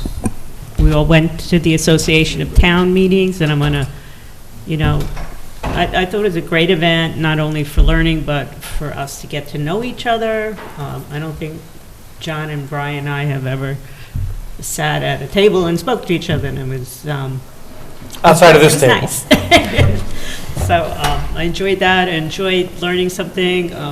You know, when I went to the meeting 3 years ago, I met the gentleman who helped us draft the cell tower law for our town. So there's a lot of good people there, a lot of stuff that we bring back, and it's, I just want to thank everybody, you know, from the town for helping us to do that. And we use that to bring back to you, to give you back some good ideas, good connections that we can, you know, maybe draft laws that need to be done, or just bring some awareness to the town about, like I said, you know, I always think about the cell tower law because that was when we made that connection. But it was very good this year.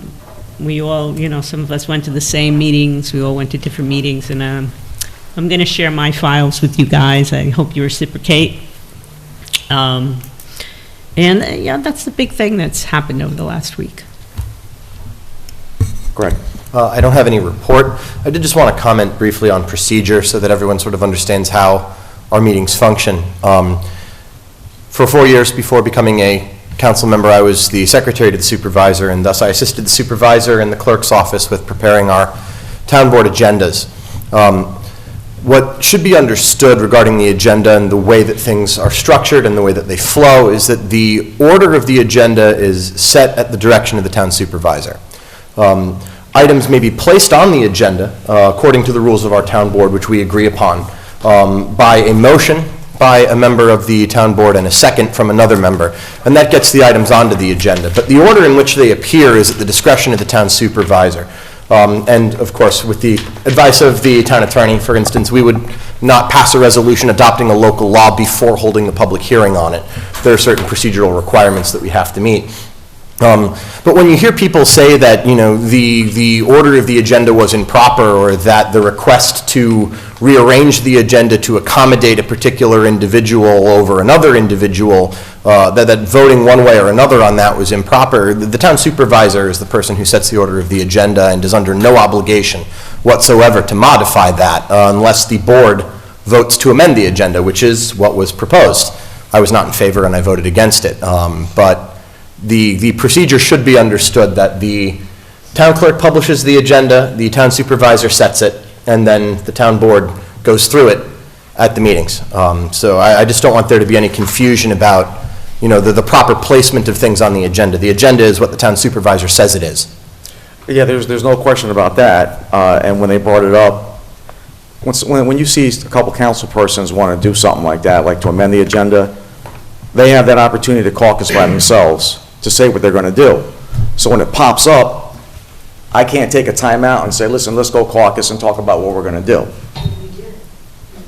Hey, hey. No. Yes. Right, that was not before the meeting. No. That was at a break during the meeting. That was during That's a different. recess, and that was not related to Correct. the order of the agenda. But we know by law that three board members gathered is called a public meeting. We can cancel. Again, you guys wanted to make an amendment. I'm just making a point on that. I'm just making a point. I'm not getting You bogged have down the- in that, but. You have the right to make the amendment. And I know that, but Okay. I'm just saying you guys did meet three over there, so these guys are not making that up. And I'd just like to follow up on one other thing. I did take a class about Article 78 proceedings, and that's when somebody could sue. So the instance of this police commissioner thing, some people said they were going to sue. The problem is, when you sue, you have to have a cause. And a cause is just not a check mark in a box that this happened. You have to have attached statements of what happened. And absent of that, that case would have failed. This is why the New York State Department of Criminal Justice agreed with me, the town board, that was wrong, that he was decertified without cause. So you can disregard New York State, you can disregard the town of Fishkill, the town board, or you can believe somebody speaking at the podium. John? Okay, so while we're on the rules of the meeting, I would like to correct my colleague, Greg. Page 2 in our rules, meeting agenda, number 2, the order of the agenda shall be set by the town clerk, not the town supervisor. It's right here. So I asked politely, as a courtesy, if our resolution could appear before the impending supervisor's resolution. As a courtesy. Ours was in, on time, and the supervisor did his shuffling and put it his way, and I can't do anything about it, but I want to let you know, the town clerk. I'd like the town attorney to weigh in on this. When it says the order of the agenda is set by the town clerk, does that mean that the town clerk determines the order, or that is responsible for publishing it? The town clerk cannot set the agenda for the town board. She can publish the agenda for the There town you go. board. Thank you. I'm not sure what. Just guys, everybody watching TV tonight on TV and here, okay? They wanted to make a move to bring up a resolution ahead of another resolution. The resolution before that was to establish the position of police commissioner. They voted no for the establishment of the police commissioner. That's right. So you have no standing to cry that your I'm not person... crying, Ozzy. So you voted against the Just police trying to be commissioner. courtesy. You voted My against... resolution was in ahead of yours. I just asked to be ahead of yours. So That's it. Greg, you were right. Surprise, surprise. If you voted to create the position of police commissioner, you would have had some standing and some moral high ground. You have absolutely no moral high ground. Okay, It was a so when we political pass a hotel motel tax, Yep. and we bring $500,000 a year into the town of Fishkill, Yep. you're not allowed to spend any of it, right? Because you're going to vote against it. First of all, Thank you. the budget is, this town supervisor... You know where I'm going with it. Well, I know where I'm going with it, and I know what I'm going to do with it if it passes. Good. I already got it mapped out. Good. Okay? No, it's going to be good for the residents of town of Fishkill, no doubt about I it. hope so. That's why we're going to pass it. Not hope so. My budgets have been beneficial to the citizens of Fishkill ever since I've submitted them. We're way off track right now. No. We're just way off track. Are you done speaking, John? No? Then go on. All right, so let's talk about the Association of Towns. Again, like Jackie said, it was fun and informative, and I do appreciate the taxpayers who paid our bills to go down to this event. Some of the classes I took, taking the grants journey, avoiding insurance pitfalls. Ozzy and I took one together, rising property values and their impact on municipal finances. Brian and I took one together, tourism in your town, how to optimize benefits and add vitality to your community. And Cooper and I took one together, responsibilities and legal requirements of building code enforcement. So I do appreciate the opportunity to be down there, and that's all. Thank you. Brian? Yeah, first of all, I was at the St. Mary's Food Drive. Eddie Colon was out there with Father Bancroft. And he's the new, say, Protestant side of me says preacher, but I can't, he's Catholic, so pastor. Thank you. Father Joe left, and he's the new. Father Joe, he's the new Father Joe. And very, very, very nice man. So I enjoyed sharing with him and having a conversation. Also, it was 3 days down in the city for New York Association of Towns, and I did take that Anatomy of Article 78 proceeding as well. Jackie, it was good spending time with you and getting to know you and having conversation. Just never had that opportunity before, so it was good, and we did literally break bread, no doubt about it. There are a lot of things that I took as well. I'm not going to go through the list. There's just many, many classes. It was a hectic few days, but you do get packed with information, and I have actually a couple of things that I took notes on that I'm going to be talking about at a future meeting that I think will be good. And just as a point of record, Ozzy, the disciplinary action that we voted on at the last board meeting was referred to an employee by number and not department. So I don't know that we should have mentioned the department, just pointing that out. But also good spending time with you as well, Ozzy. I know for all of us, it was a good experience. Missed you, Greg.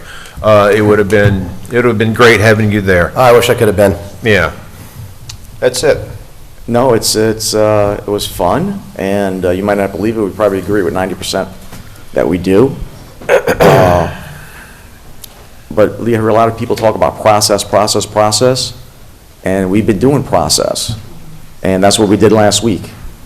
Let's see. Next up is discussions. Mr. Gabb, any update on the Red Schoolhouse? We've been researching title, and I don't have a report for you yet. I should have a written report for you in April, but I can tell you that we're very certain that title to the property is in the school district.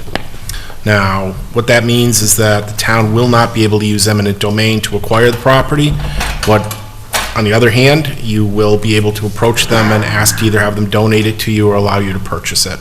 Will we be able to get like some type of letter? Because I spoke to the school superintendent. He told me they don't own it.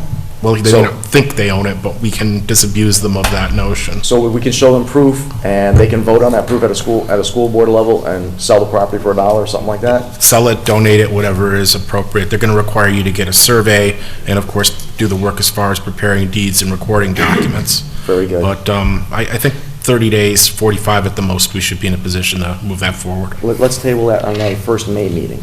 First May meeting? Is that fair enough? Okay. Next up is town discuss consideration of the creation of the ward system. So, I'm thinking this. How about we create something that, maybe not a local law, I don't know, see what, Mr. Galbert, what you think? Something that we could put in our town code that delineates how we would do something like this. What do you have in mind? What are you getting at? If we were to have a special meeting, what do we have to do? The town board will have a resolution, the town board will, if it's a special election, the town board will have this person do the ballots. If we did a special election, the town clerk would be responsible for the election, correct? Town clerk would be responsible for the special election, that is correct. Okay. It's How a many great days? expense to the town. Huh? That's a lot of money for the town. Well, not necessarily. Yeah. It would be one person from each party as a poll watcher, that type of stuff. Yes, you would, of course, need people from different parties as poll watchers, but you're going to have to hire employees. You're going to have if they'll enter it, you'll have to have a contract with the Board of Elections. You don't necessarily have to use their machines, but there are requisites as to what a ballot looks like. Okay. There are requisites as to absentee ballots. There are requirements as to the polling places being ADA compliant. It's a substantial undertaking to hold a special election. I'm not saying it can't be done, but... Can you delineate a list of what needs to be done? I can put together an outline. I mean, I can't give you a step-by-step. You have to have notices on this day, and, but I mean, that's going to depend on... 60-day notice?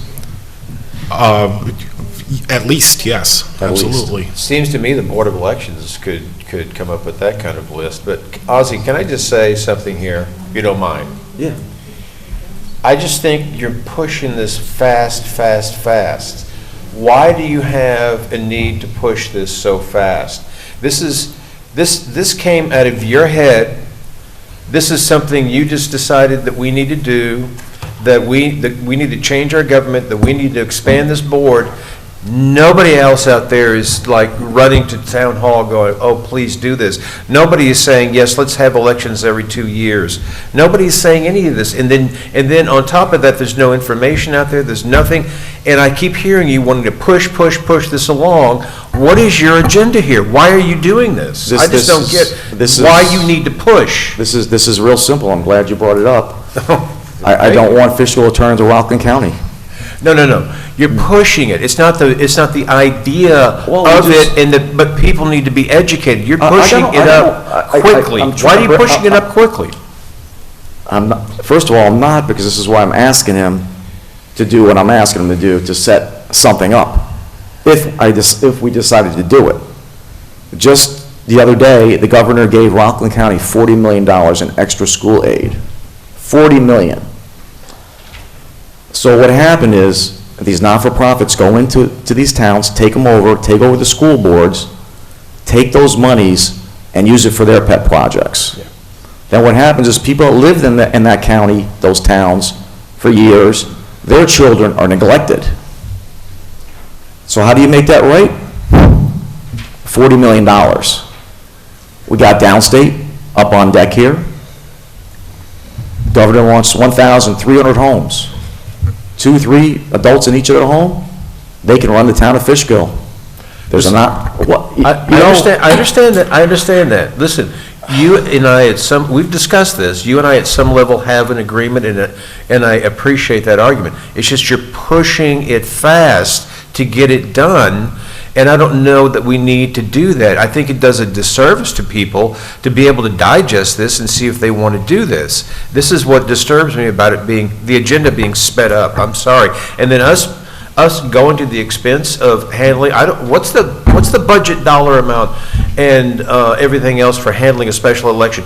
We should be doing this in the general election, nothing special, because more people will be participating, and that would be in November, and that would be an opportunity for people to, if you want to do it this year, have this year to digest it and have educational sessions and et cetera, et cetera.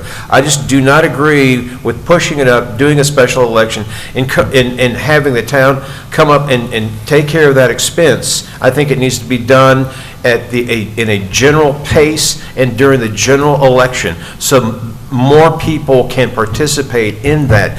You know, if we push this thing up, people will be going on vacation. People will be going out of town. People have other things going on. People are scattered all over the place. November, they're here, they're ready to vote. I'm sorry. You know, I love your idea for maximum participation, but what's funny is you guys are against having our elections on even year elections. It contradicts itself. No. Yes, it does. And there you go. Yes, it does. You want to politicize everything, and it just is so confounding to me.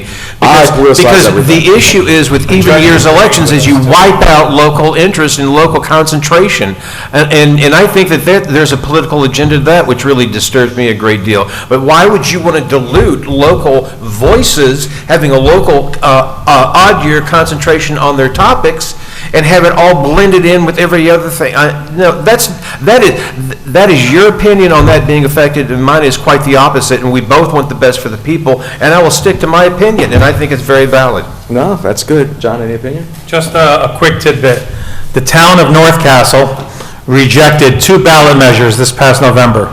One was to expand the size of the town board, failed 2228 to 442. And they failed to go to a ward system, 2286 to 399. The main reason why both failed was they pit neighborhoods against each other. It is divisive. 100%. Which is similar to what I hear speaking to local town board members who are in ward systems as we speak.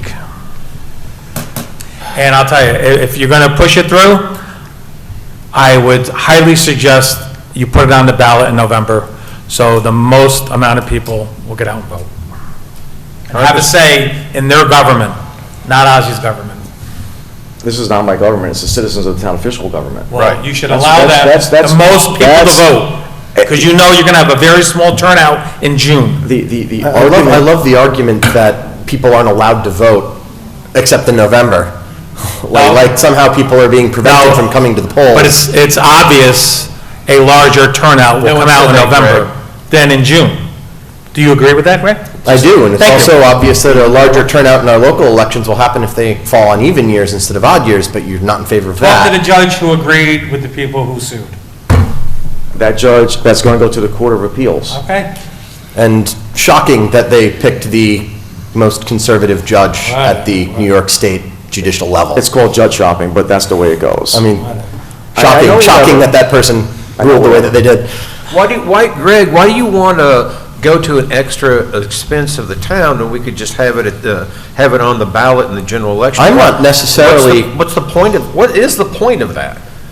Well, particularly, he asked me the question, Supervisor. My take on why it should be held as a standalone election is because with an issue as important to the future of the town as that, it should not be one where people will be turning to the polls based on their partisan votes for elected offices. They should be coming specifically for the nonpartisan purpose of deciding the form of government that the town should take. And may I add, It is the people of the town who should decide whether or not we have a ward system. I'm simply in favor of giving them that choice. Yeah, so you're being now an instructor on how and when they should vote, and you're Well, I'm talking sorry, as if people don't have when the was I capacity. instructing anyone? You're talking as if people don't have the capacity to understand all the issues on a ballot like they do right now with everything that happens to be on a ballot, not just candidates, and be able to make that decision.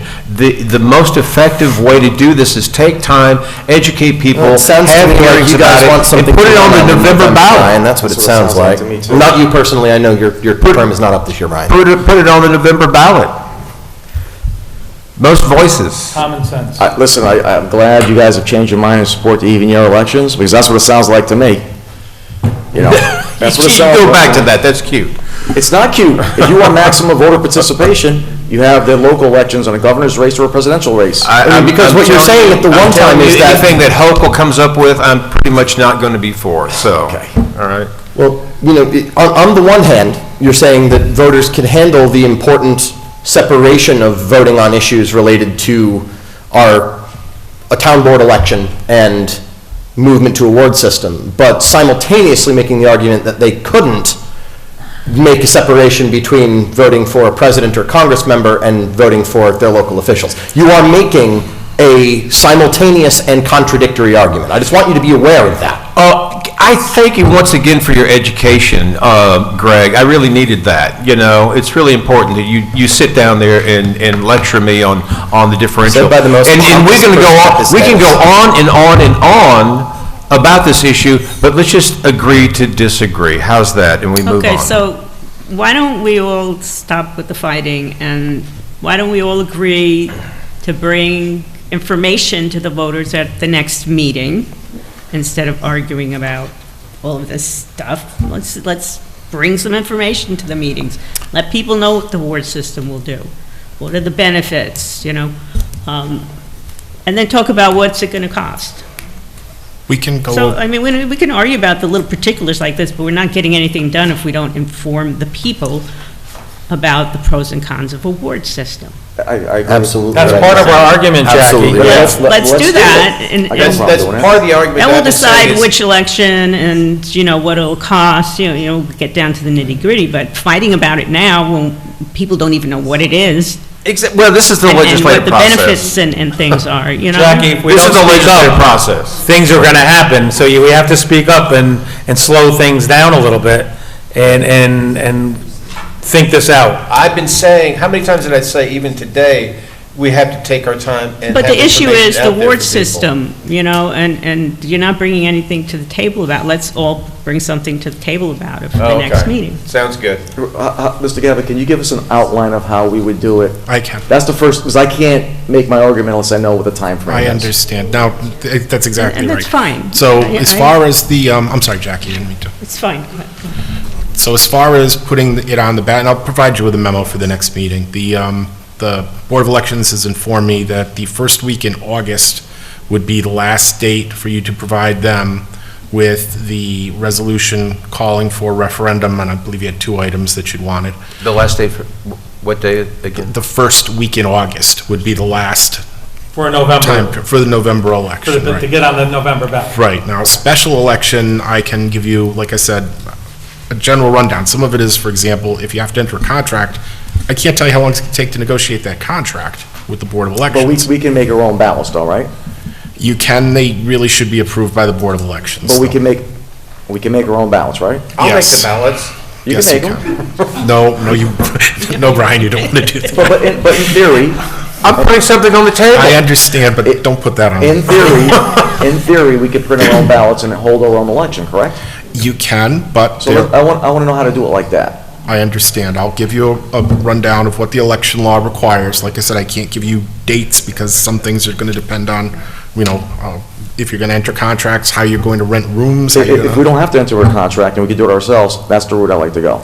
I understand that, but you may not be able to do that. Not be able to? You may not be able to. Okay. I have to see what the election law says as far as, for example, polling places. Okay. I don't know that you can just have one at town hall. Okay. So I'll give you a general rundown, and you can compare what it would take to go forward in November as opposed to what it would take to hold a special election, and the board can discuss how it wants to proceed. I look forward to it. Yeah, and we've had some shenanigans in the village of Fishkill last year where some petitions weren't properly filed and were able to be accepted. You remember that? Yeah. So it's good to learn these type of things. But since one political party benefited from it, you didn't hear any comments from them. You're indicting the village of Fishkill? I'm not indicting the village of Fishkill. There was, we had no involvement in the village of Fishkill yes, election? we do. And now we're indicting them? No, we represent the residents of the village of Fishkill. There were petitions filed, there were challenges, and the challenges, I don't believe, were heard properly. So, you know, this is why I'm asking the town attorney to make sure we do this right. That's all. And to let the citizens of Fishkill know, things ain't as kosher as you think it is in here. Amen. Yes. Next thing up is term limits regard to the ward system. So number 3, what I'd like to consider is, let's say we don't do the ward system, they vote against it, but maybe 10 years down the road, another board decides to get it done. Can we amend our town code to say that if we go to the ward system, it'll be for councilman and supervisor 4 2-year terms for a total of 8? Can we do that? You can do that, but it would be subject to mandatory referendum. It's just as the Public addition. hearing. A public hearing? Eventually, what would happen is initially you would have to put on the ballot, should the town of Fishkill impose term limits in the event that a 2-year term is established. You have term limits for 4 years, but I believe because it is That limitation. mandatory referendum is part of the law that established the term limits in the first place, isn't it? It is. But you have to go back to the well because you're amending it. That provision was included to discourage future town boards from trying to repeal it in the dead of night. Well, what about letting, you know, we have enough on our plate with this. How about letting the population then and the town board then worry about that? Listen, we can multitask. The first 6 years of this administration, it's been pretty fast-paced getting stuff done. So we're only here on this dais a certain time period. I'd like to get as much accomplished as I can. So do I. So the record of getting stuff done here is pretty darn good. And I don't view this as a big deal, to be honest with you. I view this as citizen participation. I like to do different things. And quite frankly, the people that come to the meetings, the people that watch it on TV, the people that read the newspapers, get our emails, I think it's going to be a pretty darn good turnout if we have a special election. I really do. And I don't think there's a big deal. It's flexing our town code, democracy. I think it's a good thing. I think it's healthy. I'd just like to reiterate what I mentioned at the last meeting. I know it was of great concern to Brian, and I will, reiterate my promise that I will not support holding an election, or excuse me, a special election or having this on the ballot at any time until there has been a fair, fact-based, nonpartisan public information campaign so that the residents of the town of Fishkill have the information at their disposal and can make up their own minds about it. I will not consent through my vote to set up a vote until there is a plan for a coordinated public information campaign so that we don't have to worry about whether people are going to be voting on something that they don't understand. We want the residents to understand the possibilities, the implications, the potential upsides or downsides, and trust that ultimately they'll make the right choice. But I'm not going to ask them to make that choice until I know that they have information on what for most, if not at the very least many, will be a new topic of how government is structured. I thank you for that, Greg, and I too, that's my sentiment exactly. So with that in mind, I'd like to add this. I noticed something, Ozzy, I was going to talk to you later about, but I just want to use the opportunity now to say that you are the one that's in control of eGov. You're the one that picks the topics and put things out there. And we have to be extremely cautious. We're not putting stuff out that's one-sided. That's number one. I agree with that. Okay, good. I agree with that. I think I've been pretty good with Because, eGov. I mean, you put something out about working with ICE, et cetera, and... Yes. Yes. We got to Okay. discuss that. Now, I agree with that. We have to discuss it. But I really wish that... You already put it out there. I really wish that you brought it before the board for us to discuss. Mr. Galvin, Time out. Mr. Gabba, discuss it, please. Tell them the authority. Well, very simply, when you have a matter come up like this, there needs to be an initial determination. The initial determination has to be made by whoever is running the day-to-day operations of the town. In this case, that's the supervisor, but the board has the final say on it. If you don't like what was put out, you can change it. And in fact, it should be ratified. I believe, do we have something on for today? I don't see it on the agenda. No, All right, it's well, not. next I want to meeting discuss then. it first. Well, you put it That's out first, and I wish we discussed it, because I don't It had to disagree be. with it. Mr. Gabba, explain it to him again. I heard that, but I heard that, you know, and I absorbed that, but this still, I It wish. sounded like a policy decision. I police need a policy to follow. ICE is acting now. If they came and said, cooperate with us, what do they do? I All mean, right, fair enough. Let's move on, fair enough. All right, so Mr. Gabba, you're going to just run down how to do it? I will provide a memo for the next board meeting contrasting what would have to be done and the timelines for a election in November as opposed to a special election. Now, since I don't know when you think you're holding a special election, I I don't know can't yet. give you, but I can tell you the things that would need to be done, and generally speaking, like I said, an outline of what's involved in a special election. And the second part, the term limits, you're telling me we just can't do a public hearing and ratify it that way? No, I believe that limitation of terms of office is subject to mandatory referendum. I understand you already have the law on the books, and it's basically saying, hey, if you had two-year terms as opposed to four-year terms, the same limitation would apply. But I'm pretty certain that notwithstanding that, because it's a limitation on elected terms, it has to go through a referendum before you can Yeah, like enact Greg it. said, we made that ironclad. I didn't want that to be Well, changed. it is what it is. That provision exists specifically because of our law in place. That's not a state law. Yes, you use the municipal home rule law to vary the terms of office for elected officials and impose term limits. Okay. And you'd be doing the same thing. So we would need a referendum. Yes, you'd People adopt. would have to vote on it. Yes, what you'd do is you'd adopt a resolution which says, should the town of Fishkill impose two-year term limits and 8-year term limits altogether if there were two-year terms for elected office. So it is possible that we could have 3 items on for a vote. It is. The Okay, alternative, that's as I doable. think was pointed out, would be you'd see if the referendum on the ward system passed. If it didn't pass, there's no need to revisit the term limit law. And if it does pass, obviously, you have to move fairly quickly in order to get it in place. Okay. Keep All in right, mind, Becky, though, that is one thing that has generally been overwhelmingly popular, Yes. has been the term limits. People I understand. generally support Keep that. in mind in regard to that, that if the referendum on the ward system passes, the ward system doesn't come into place until the ward map is drawn up and filed. And that's That done can by take the quite a BOE, bit of correct? Yes. We don't draw that ourselves, the BOE does it. That's what the town law says. So we're gonna go with that for the time being. And I actually read some stuff online that it looks like BOE does do it, but to be determined. yeah, well, let's see if the referendum passes first, and then we can get into that. But the point of it all is that it's not like it'll probably be a year before you actually wind up with the ward system if the referendum passes. It's going to take that long to get the census numbers picked, deciding where you draw the lines, getting everybody together. Keep in mind, you have one party of each stripe at the Board of Elections, so this isn't something that's going to be easy to do. Okay. So if And you it's want to sub- wait, you can adopt the local law for term limits after you do the referendum. on And then what that it could be instituting. subject to challenge.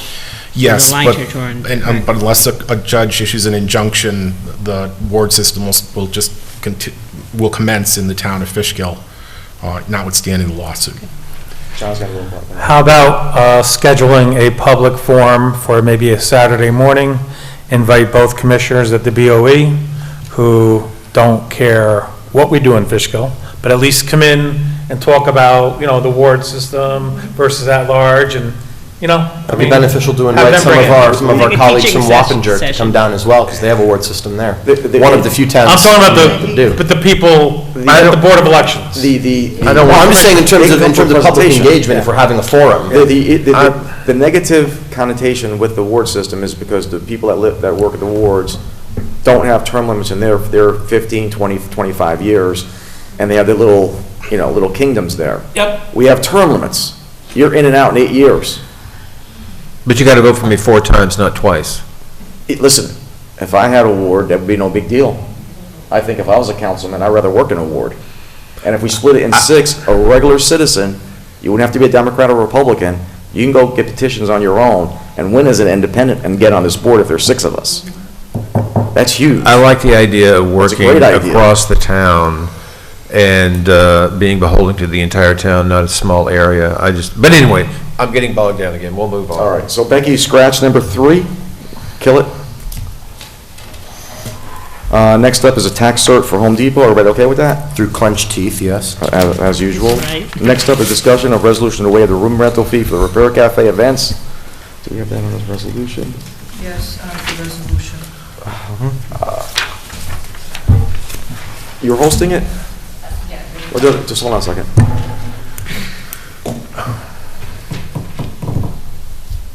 What about doing this when we do dump day in September? Whatever, I don't 'Cause care. I don't want to tear up the rec center or anything like that. Whatever you think. What do you think, John? We gotta talk to Carmine first. About the if he'll do repair it. cafe? Yeah. Because if people are gonna go with a lawnmower or something like that and it's broken, they can't fix it, they can throw it away right there. Well, the thing is, they're not going to be, if it's inside the rec center, they can't bring a lawnmower. Right. You know? They can't bring anything has fumes, that ignites, that, you know. Give us like 10 items that people normally would bring in. Okay. In fact, just. Not 100, but 10. Just one tiny second. Yes.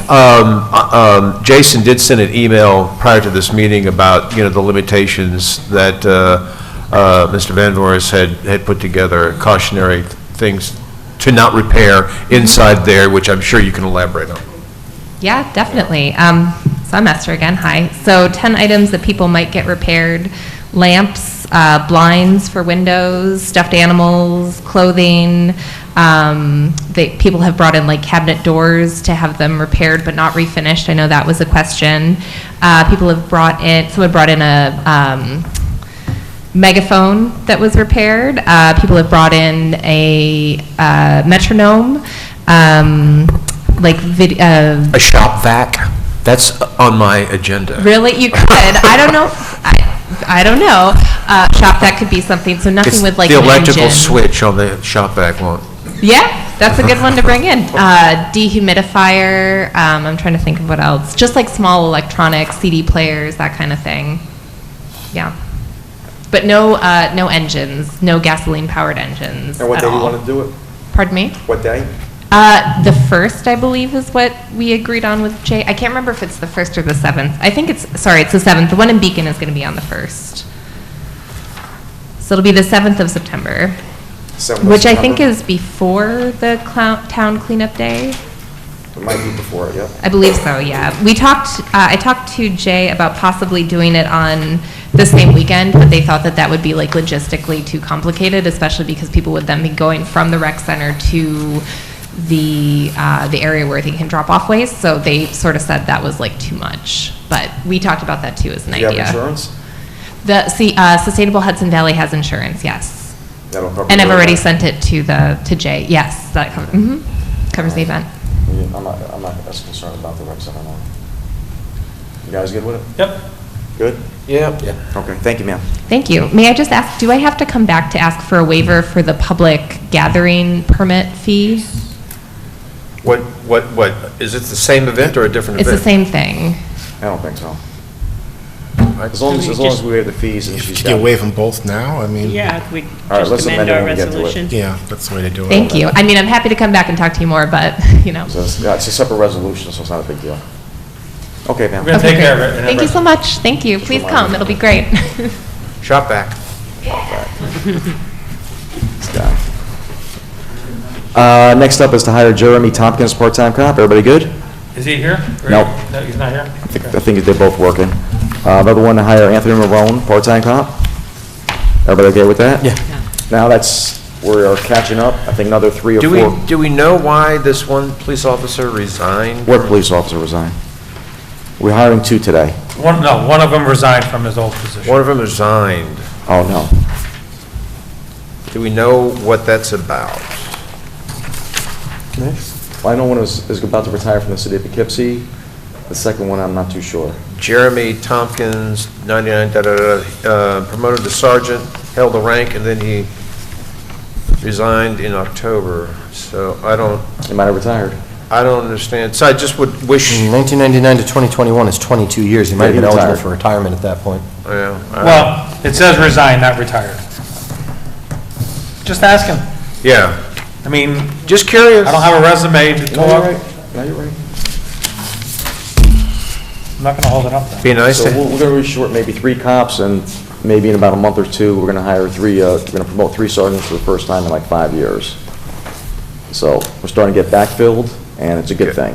Good. We've got that traffic cop out there too, to giving tickets. Quite a few on Jackson over the Yeah, I last love week or them two. for that. Yep. Next up is support for the Harriet Tubman Underground Railroad byway. Everybody's okay with it? Absolutely. We are 100% okay. 100%. Next up is discussion of resolution approving submission or comment on a letter for the draft generic environmental impact statement for the Hudson Fjord Trail. Mr. Gabbard, that was a pretty good letter you wrote. I don't see anybody here today, so I guess it's good to go.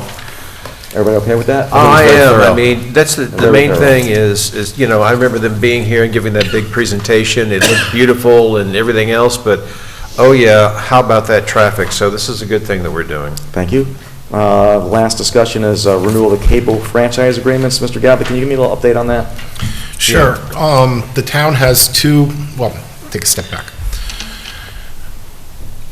In New York, because towns have right-of-ways along roads, the utilities place their poles in those right-of-ways belonging to the town.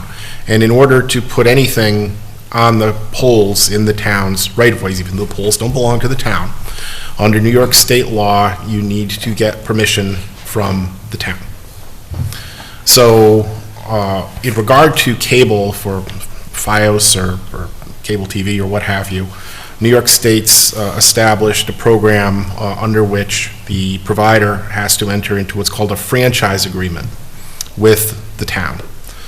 The franchise agreements were established many years ago by the Public Service Commission, the PSC, and almost all of the terms within them are standardized and cannot be varied. You'd have to get the permission from the PSC to vary them, and the PSC is not going to do that. But there are 3 terms within these franchise agreements that a town can vary and have changes different from other franchise agreements on. First one is the length of the agreement. 10 years is pretty standard. Some municipalities have 5, some have longer than 10.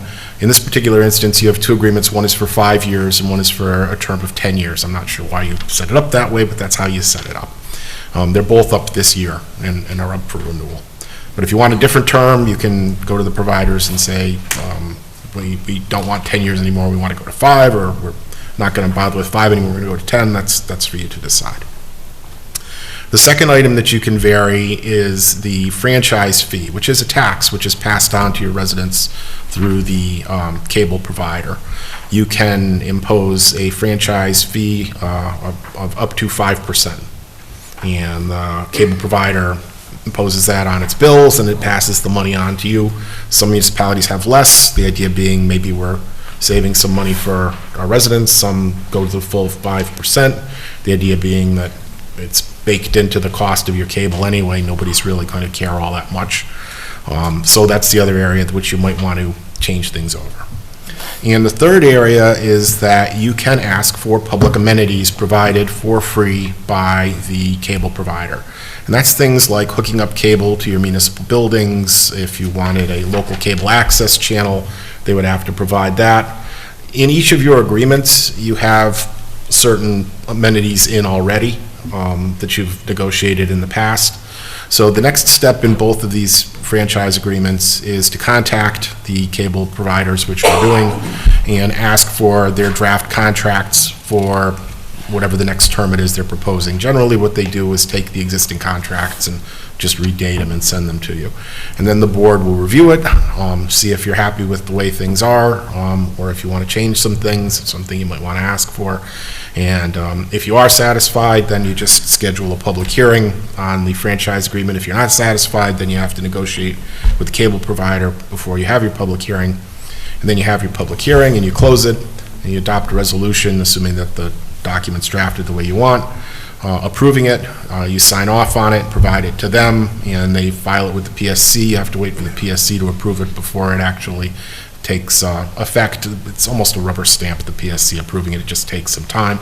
And then you're good for another 5 or 10 years, or however long it is, before the cable franchise is up again. So we've got 2 more public times for this to come before us, is that what you're saying, or? You're going to have to hold public hearings on both of these franchise agreements. Okay. So can we try to get them both, either 5 or 10-year term?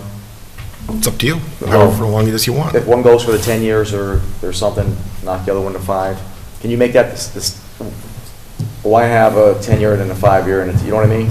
Let's do them both at the same time, the public hearings. I think that makes more sense, but, I mean, it's up to the board. You guys okay with that? Well, yeah. Either 5 or 10? I'd like to see what, what goodies are in there, what we may need to amend. We got the public access. Yeah. We have that. Yeah. And we're fortunate to have 2 cable providers Yeah. in Fishkill. Most have just one. Yeah. So, Mr. Gabbard, we'll leave that to you. When you're ready to bring it to our attention, we'll take care of it. But the only thing, like I said, either 5 or 10 years, so we don't have to have different public hearing for the one in 5 years.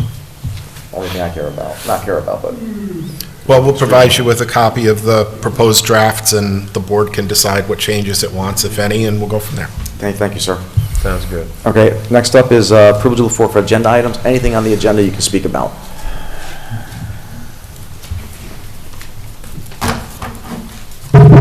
Louise Daniele, legal resident of over 30 years. On the agenda, the supervisor gave his comments, so therefore I am speaking about his comments. First, I'd like to say to Councilmember Tatino, I wasn't talking about the order of putting items on the agenda.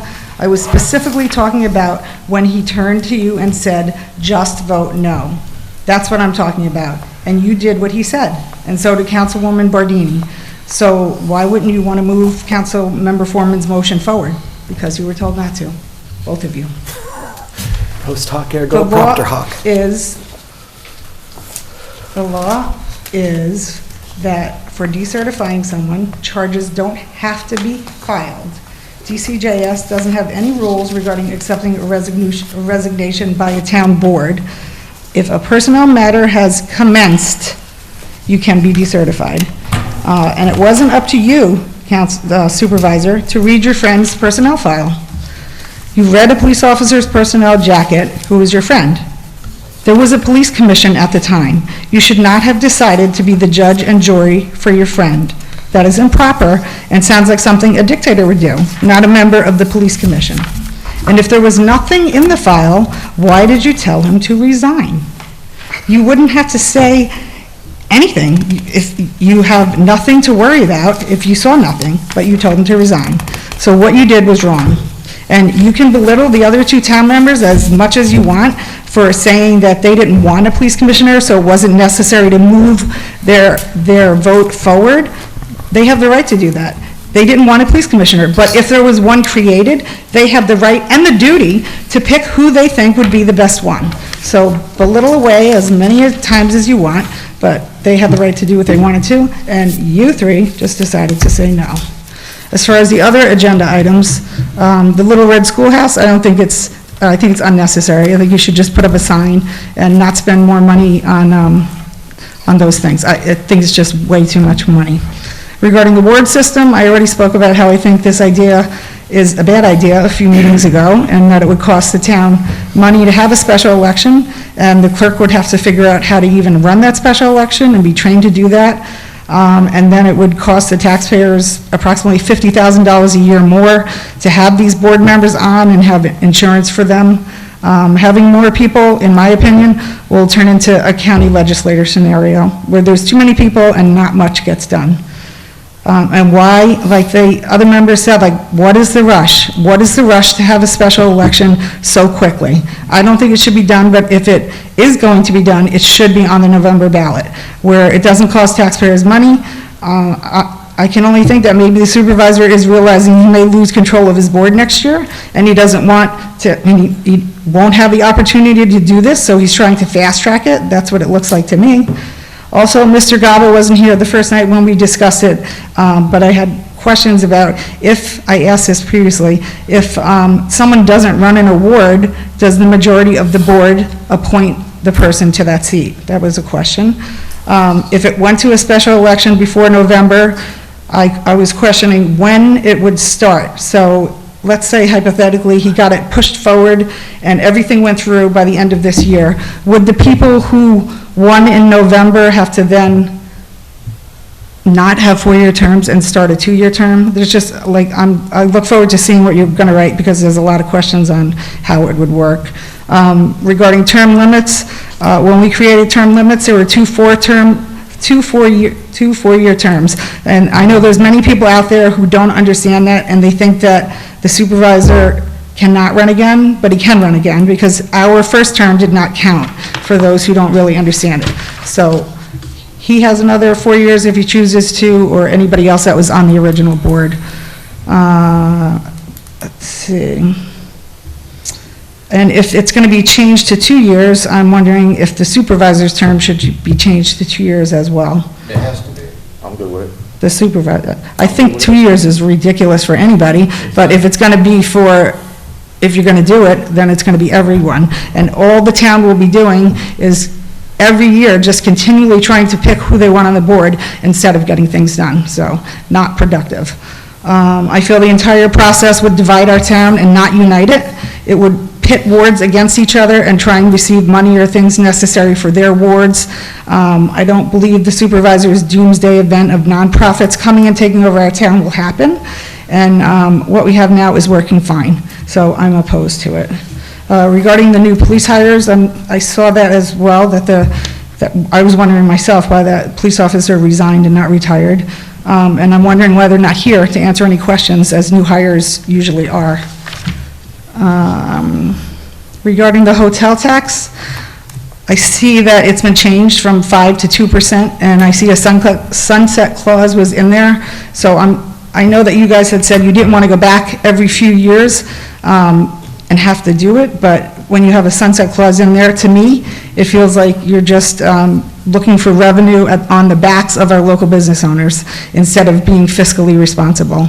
So I'm opposed to the hotel tax. And also, if you are going to do it, I think that you need to add a sentence to the resolution, because Councilmember Rye said that he told everyone who knocked on the doors that that money would be used to lower our taxes. I don't know what the supervisor plans on using our money for, but I think that your suggestion was the right one. But if you don't have a fund created for that, or you're not going to establish it, it's not going to happen. And then the money's just going to be used for whatever you all choose to do, which could be more raises or unnecessary things, and I don't think that that's right either. I saw the resolution regarding encumbering money. It seems really high. When you add it all together, it's like $701. I saw the salt was $274,000. That seemed high compared to 2023, but if the reason is he needs more, then I'm wondering why the 2025 budget was lowered to 200. Something doesn't seem right, like I have been continuing to say about what's going on in our comptroller's office. Things are not being paid timely, paychecks are being delayed, and I'm just reminding all of you that it's your responsibility to make sure the comptroller is doing the right thing. Did he send you a monthly report, as he should have? If not, these are the red flags that they're flying really high for me, and I hope that you all see them and actually make sure that our town's financial situation doesn't go down the tubes, because that's what it appears to be doing. That's it. Thank you. Thank you. Anybody else? Ma'am? Eddie? He sent the report, yes. He sent the report. Eddie Colon. Just a quick question here. Regarding back into the box, put it in the town hall, are you going to put it in the e-gov? If you want me to. Okay, I'm going to try to put it this weekend, so probably next time you put the e-gov. When you just give it to me in a flyer, PDF format. Yeah. That's how we like to do it. It's quick and easy.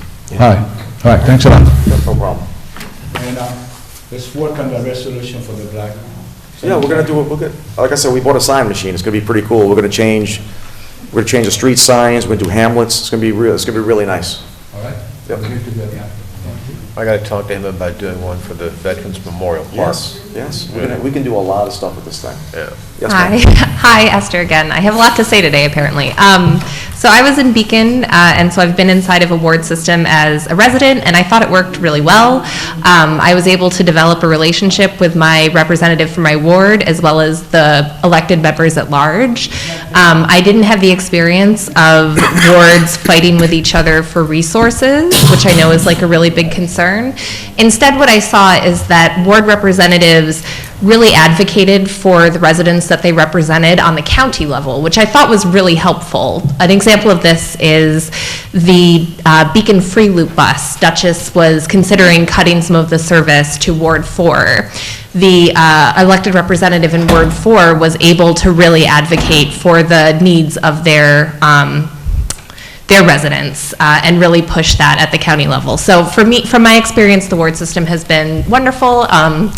I don't know what to say about the question of a special election. I think you all have made very good points, and I hope that like some horse trading can occur where everybody is really happy with the results. So thank you so much. Thank you. Anybody else? Mr. Malvarosa?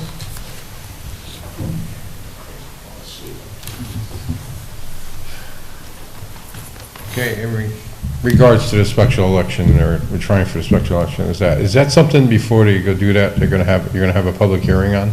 We're talking about it. I did that? Okay. I just wanted to make sure, I'm sorry, I don't always pick up everything, but Do we I have think to, that will. I thought you said we didn't have to do that. There will be no pub, unless you want to schedule one, I mean, but it's not on the issue of when if there is a special election, when it would be.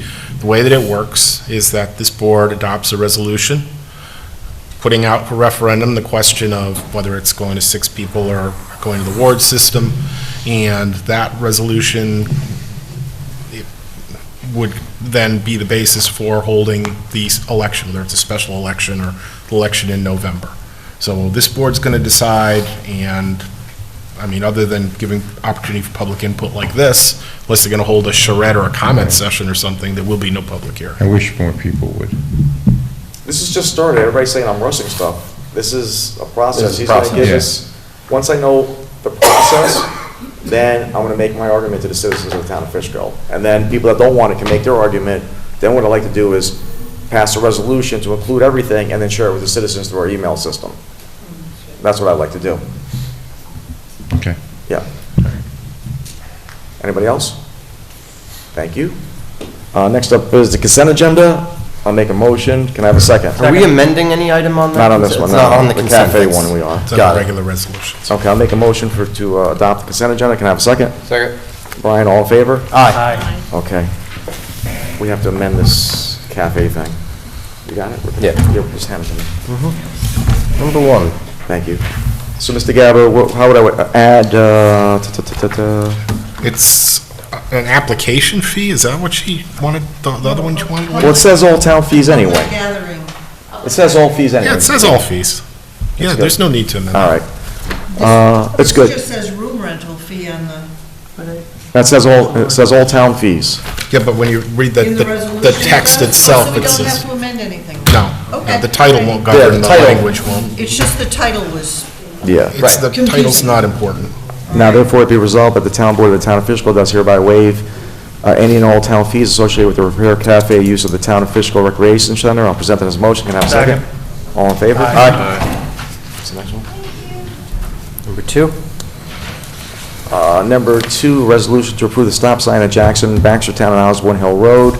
Now therefore be resolved as follows. Number 1, the town board does hereby request and direct the town highway superintendent to submit a request to the Dutchess County Superintendent of Highways to approve a posting of stop signs at the intersection of Jackson, Baxtertown, and Osborne Hill to form a three-way stop intersection. And number 2, the town board does hereby request and direct the town clerk to send a certified copy of this resolution to the Dutchess County Superintendent of Highways. Presented as a motion. Can I have a second? Second. All in favor? Aye.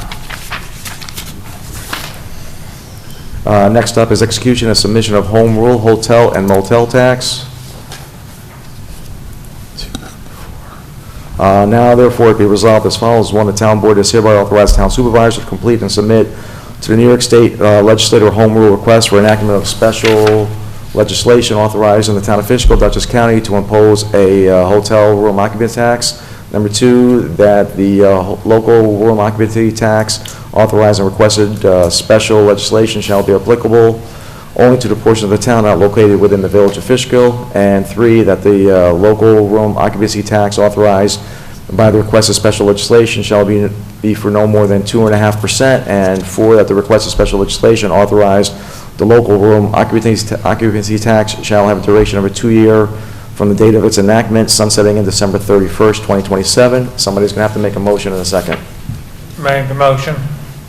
Second. Roll call vote. Councilmember Bardini? No. Councilmember Totino? Yes. Councilmember Foreman? Yes. Councilmember Rye? Yes. Supervisor Albro? No, motion passes.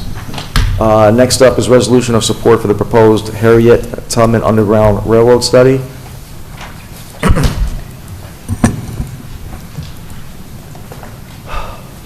Whereas the Underground Railroad Consortium of New York State, a coalition of organizations committed to the commemorating the history of the Underground Railroad, is proposing the establishment of a 550-mile Harriet Tubman Underground Railroad byway extending from New York City to Niagara Falls, tracing the historical past of the Underground Railroad in New York State. And whereas upon receipt of support of the Harriet Tubman Underground Railroad byway from the host local municipalities and approved by the Department of Transportation, the URCNYS will hereby request the state legislature to formally establish the byway. And whereas the town of Fishkill is one of the host municipalities for the proposed Harriet Tubman Underground Railroad byway. And whereas the town of Fishkill is home to an abundance of important historical places and events, and the town supports the preservation and celebration of its rich historical and cultural heritage of the Hudson Valley. And whereas the town board of the town of Fishkill is in favor of establishment of the proposed Harriet Tubman Underground Railroad byway. Now therefore be resolved as follows. Number 1, the town board of the town of Fishkill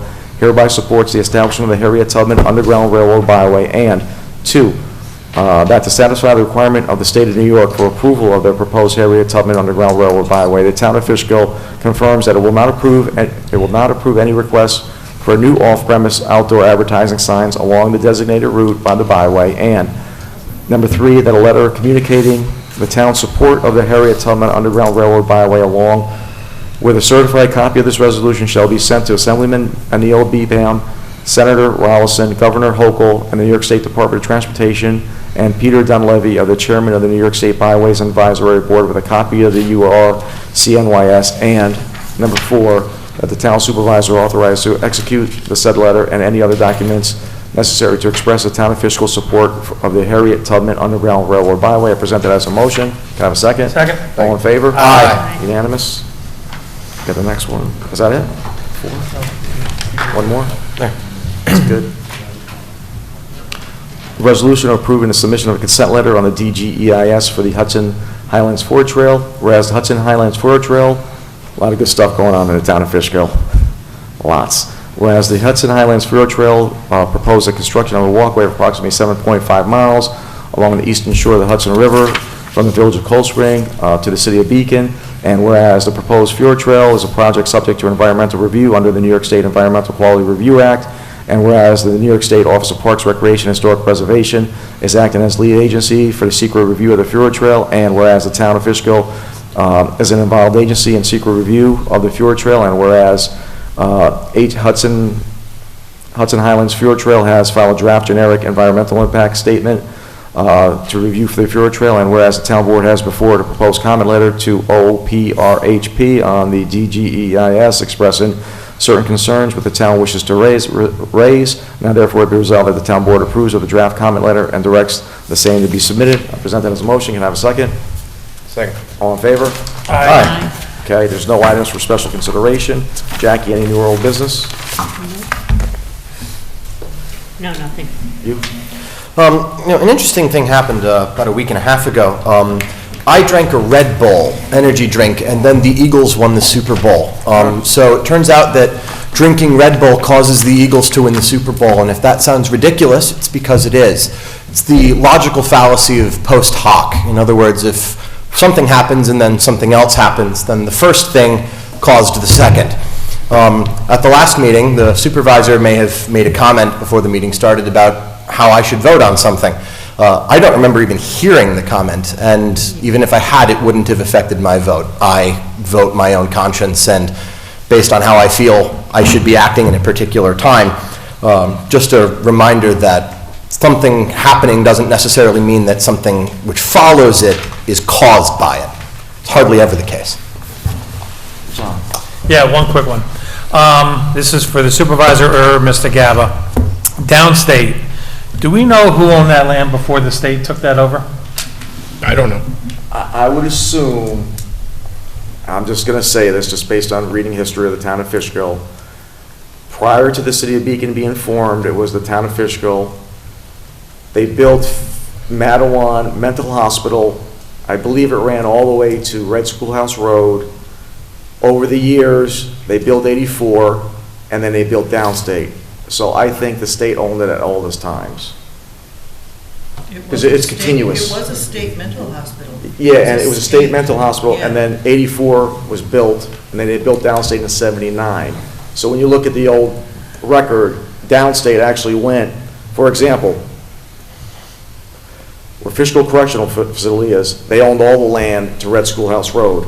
In 1962, my neighbor caught 2 escaped prisoners in my backyard with a shotgun.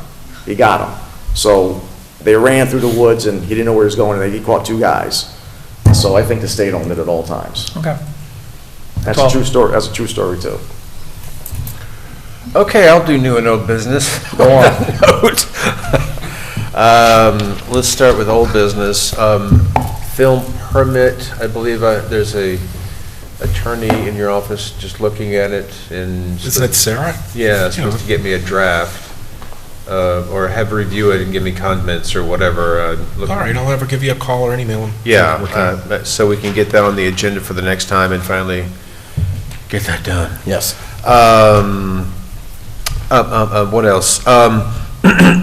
New, Ozzy, myself, Mr. Gaba, John, and Sarah were doing a Zoom, and we're looking into updating and looking at what these electric signs might need to be tweaked going forward, but that's info to come.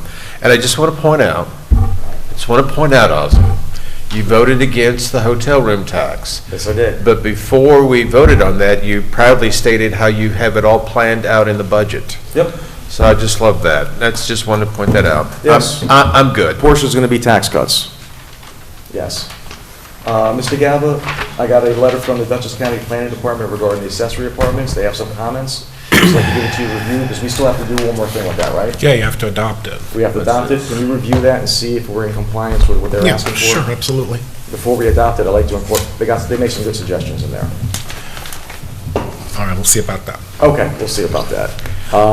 Second, for water question. I think I mentioned this to you before about the village of Fishkill, how they control a lot of water. Okay. If there's an adjoining property in the town of Fishkill, they can sell water directly to that place? Yes. That building? They can do that? Yes. Outside user. Outside user. So they can dictate the development in the town of Fishkill? Well, to the extent that water is growth inducing, yes. But I mean, the zoning could preclude, various types of development. How do we make sure that the zoning precludes that from happening? Well, you have to look at your comprehensive plan to decide what type of zoning would be appropriate to enact. How would I identify a parcel to you to review and take action on it? I don't think we really should be zoning parcel by parcel unless we give the appearance of spot zoning. But one thing that might be wise to look at would be parcels that are adjacent to outside water sources and try to limit the ability of development on parcels where the town, would not be involved in either the sale of water or a well would be used. Well, yeah, if you have properties that are outside of your existing water districts, and you have ideas as to how they should be developed, not too densely, for example, then you're going to want to make sure that your zoning reflects that, so that even if a great quantity of water could be delivered to it by an outside user agreement, the type of development isn't allowed because your zoning doesn't allow for it. What properties are you talking about? We could talk about it in executive session if you want. Sure. But not right now, though. The problem here, guys, is that another municipality can control our development. I'm trying to figure out how to stop that from happening. So you're talking you can have X amount more apartments in the area of Route 9 and 52. That. Zoning determines. No, no. Zoning does determine that, but if there's no water, they can't do it. That's why there was a big vote at the last meeting, which everybody was interested in one issue, and the other issue is where you can control water, you can control development. That was the big news of that night. So, Mr. Gabb, I'll talk to you a little more elaborate on that, on the, some other. I just don't like another municipality to be able to tell us to control our development, and that could happen. I always look in the future. The last thing, the ice thing. You want to pass a resolution? Do you guys like it or not? I do. You like it? Yep. You? Yes. Jackie? My criticism was that I had to read it, you know, in an e-gov. That was not my intent. It was set policy. I'm like, wow, I thought we were policymakers. We are the policy. So, Mr. Gabbett. That's all right. Mr. Gabbett explained, and I accept it. No. All good. Present a resolution for the next meeting, and we'll vote on it. Sure, So it'll be everybody's policy. And okay? Yeah. Fair enough? All right. When's the next town board meeting? March 5th. 5th. March 5th? March 5th. March 5th. We are going to go into a quick executive session about a personnel matter. To discuss the employment history, et cetera, Yes. of a particular individual. So I'll make a motion to leave the regular course of business and go into executive session. Can I have a second? Second. All in favor? Aye. Thank you, everybody, for watching. I forgot we had to do that. We're not- I'd forgotten. we're not-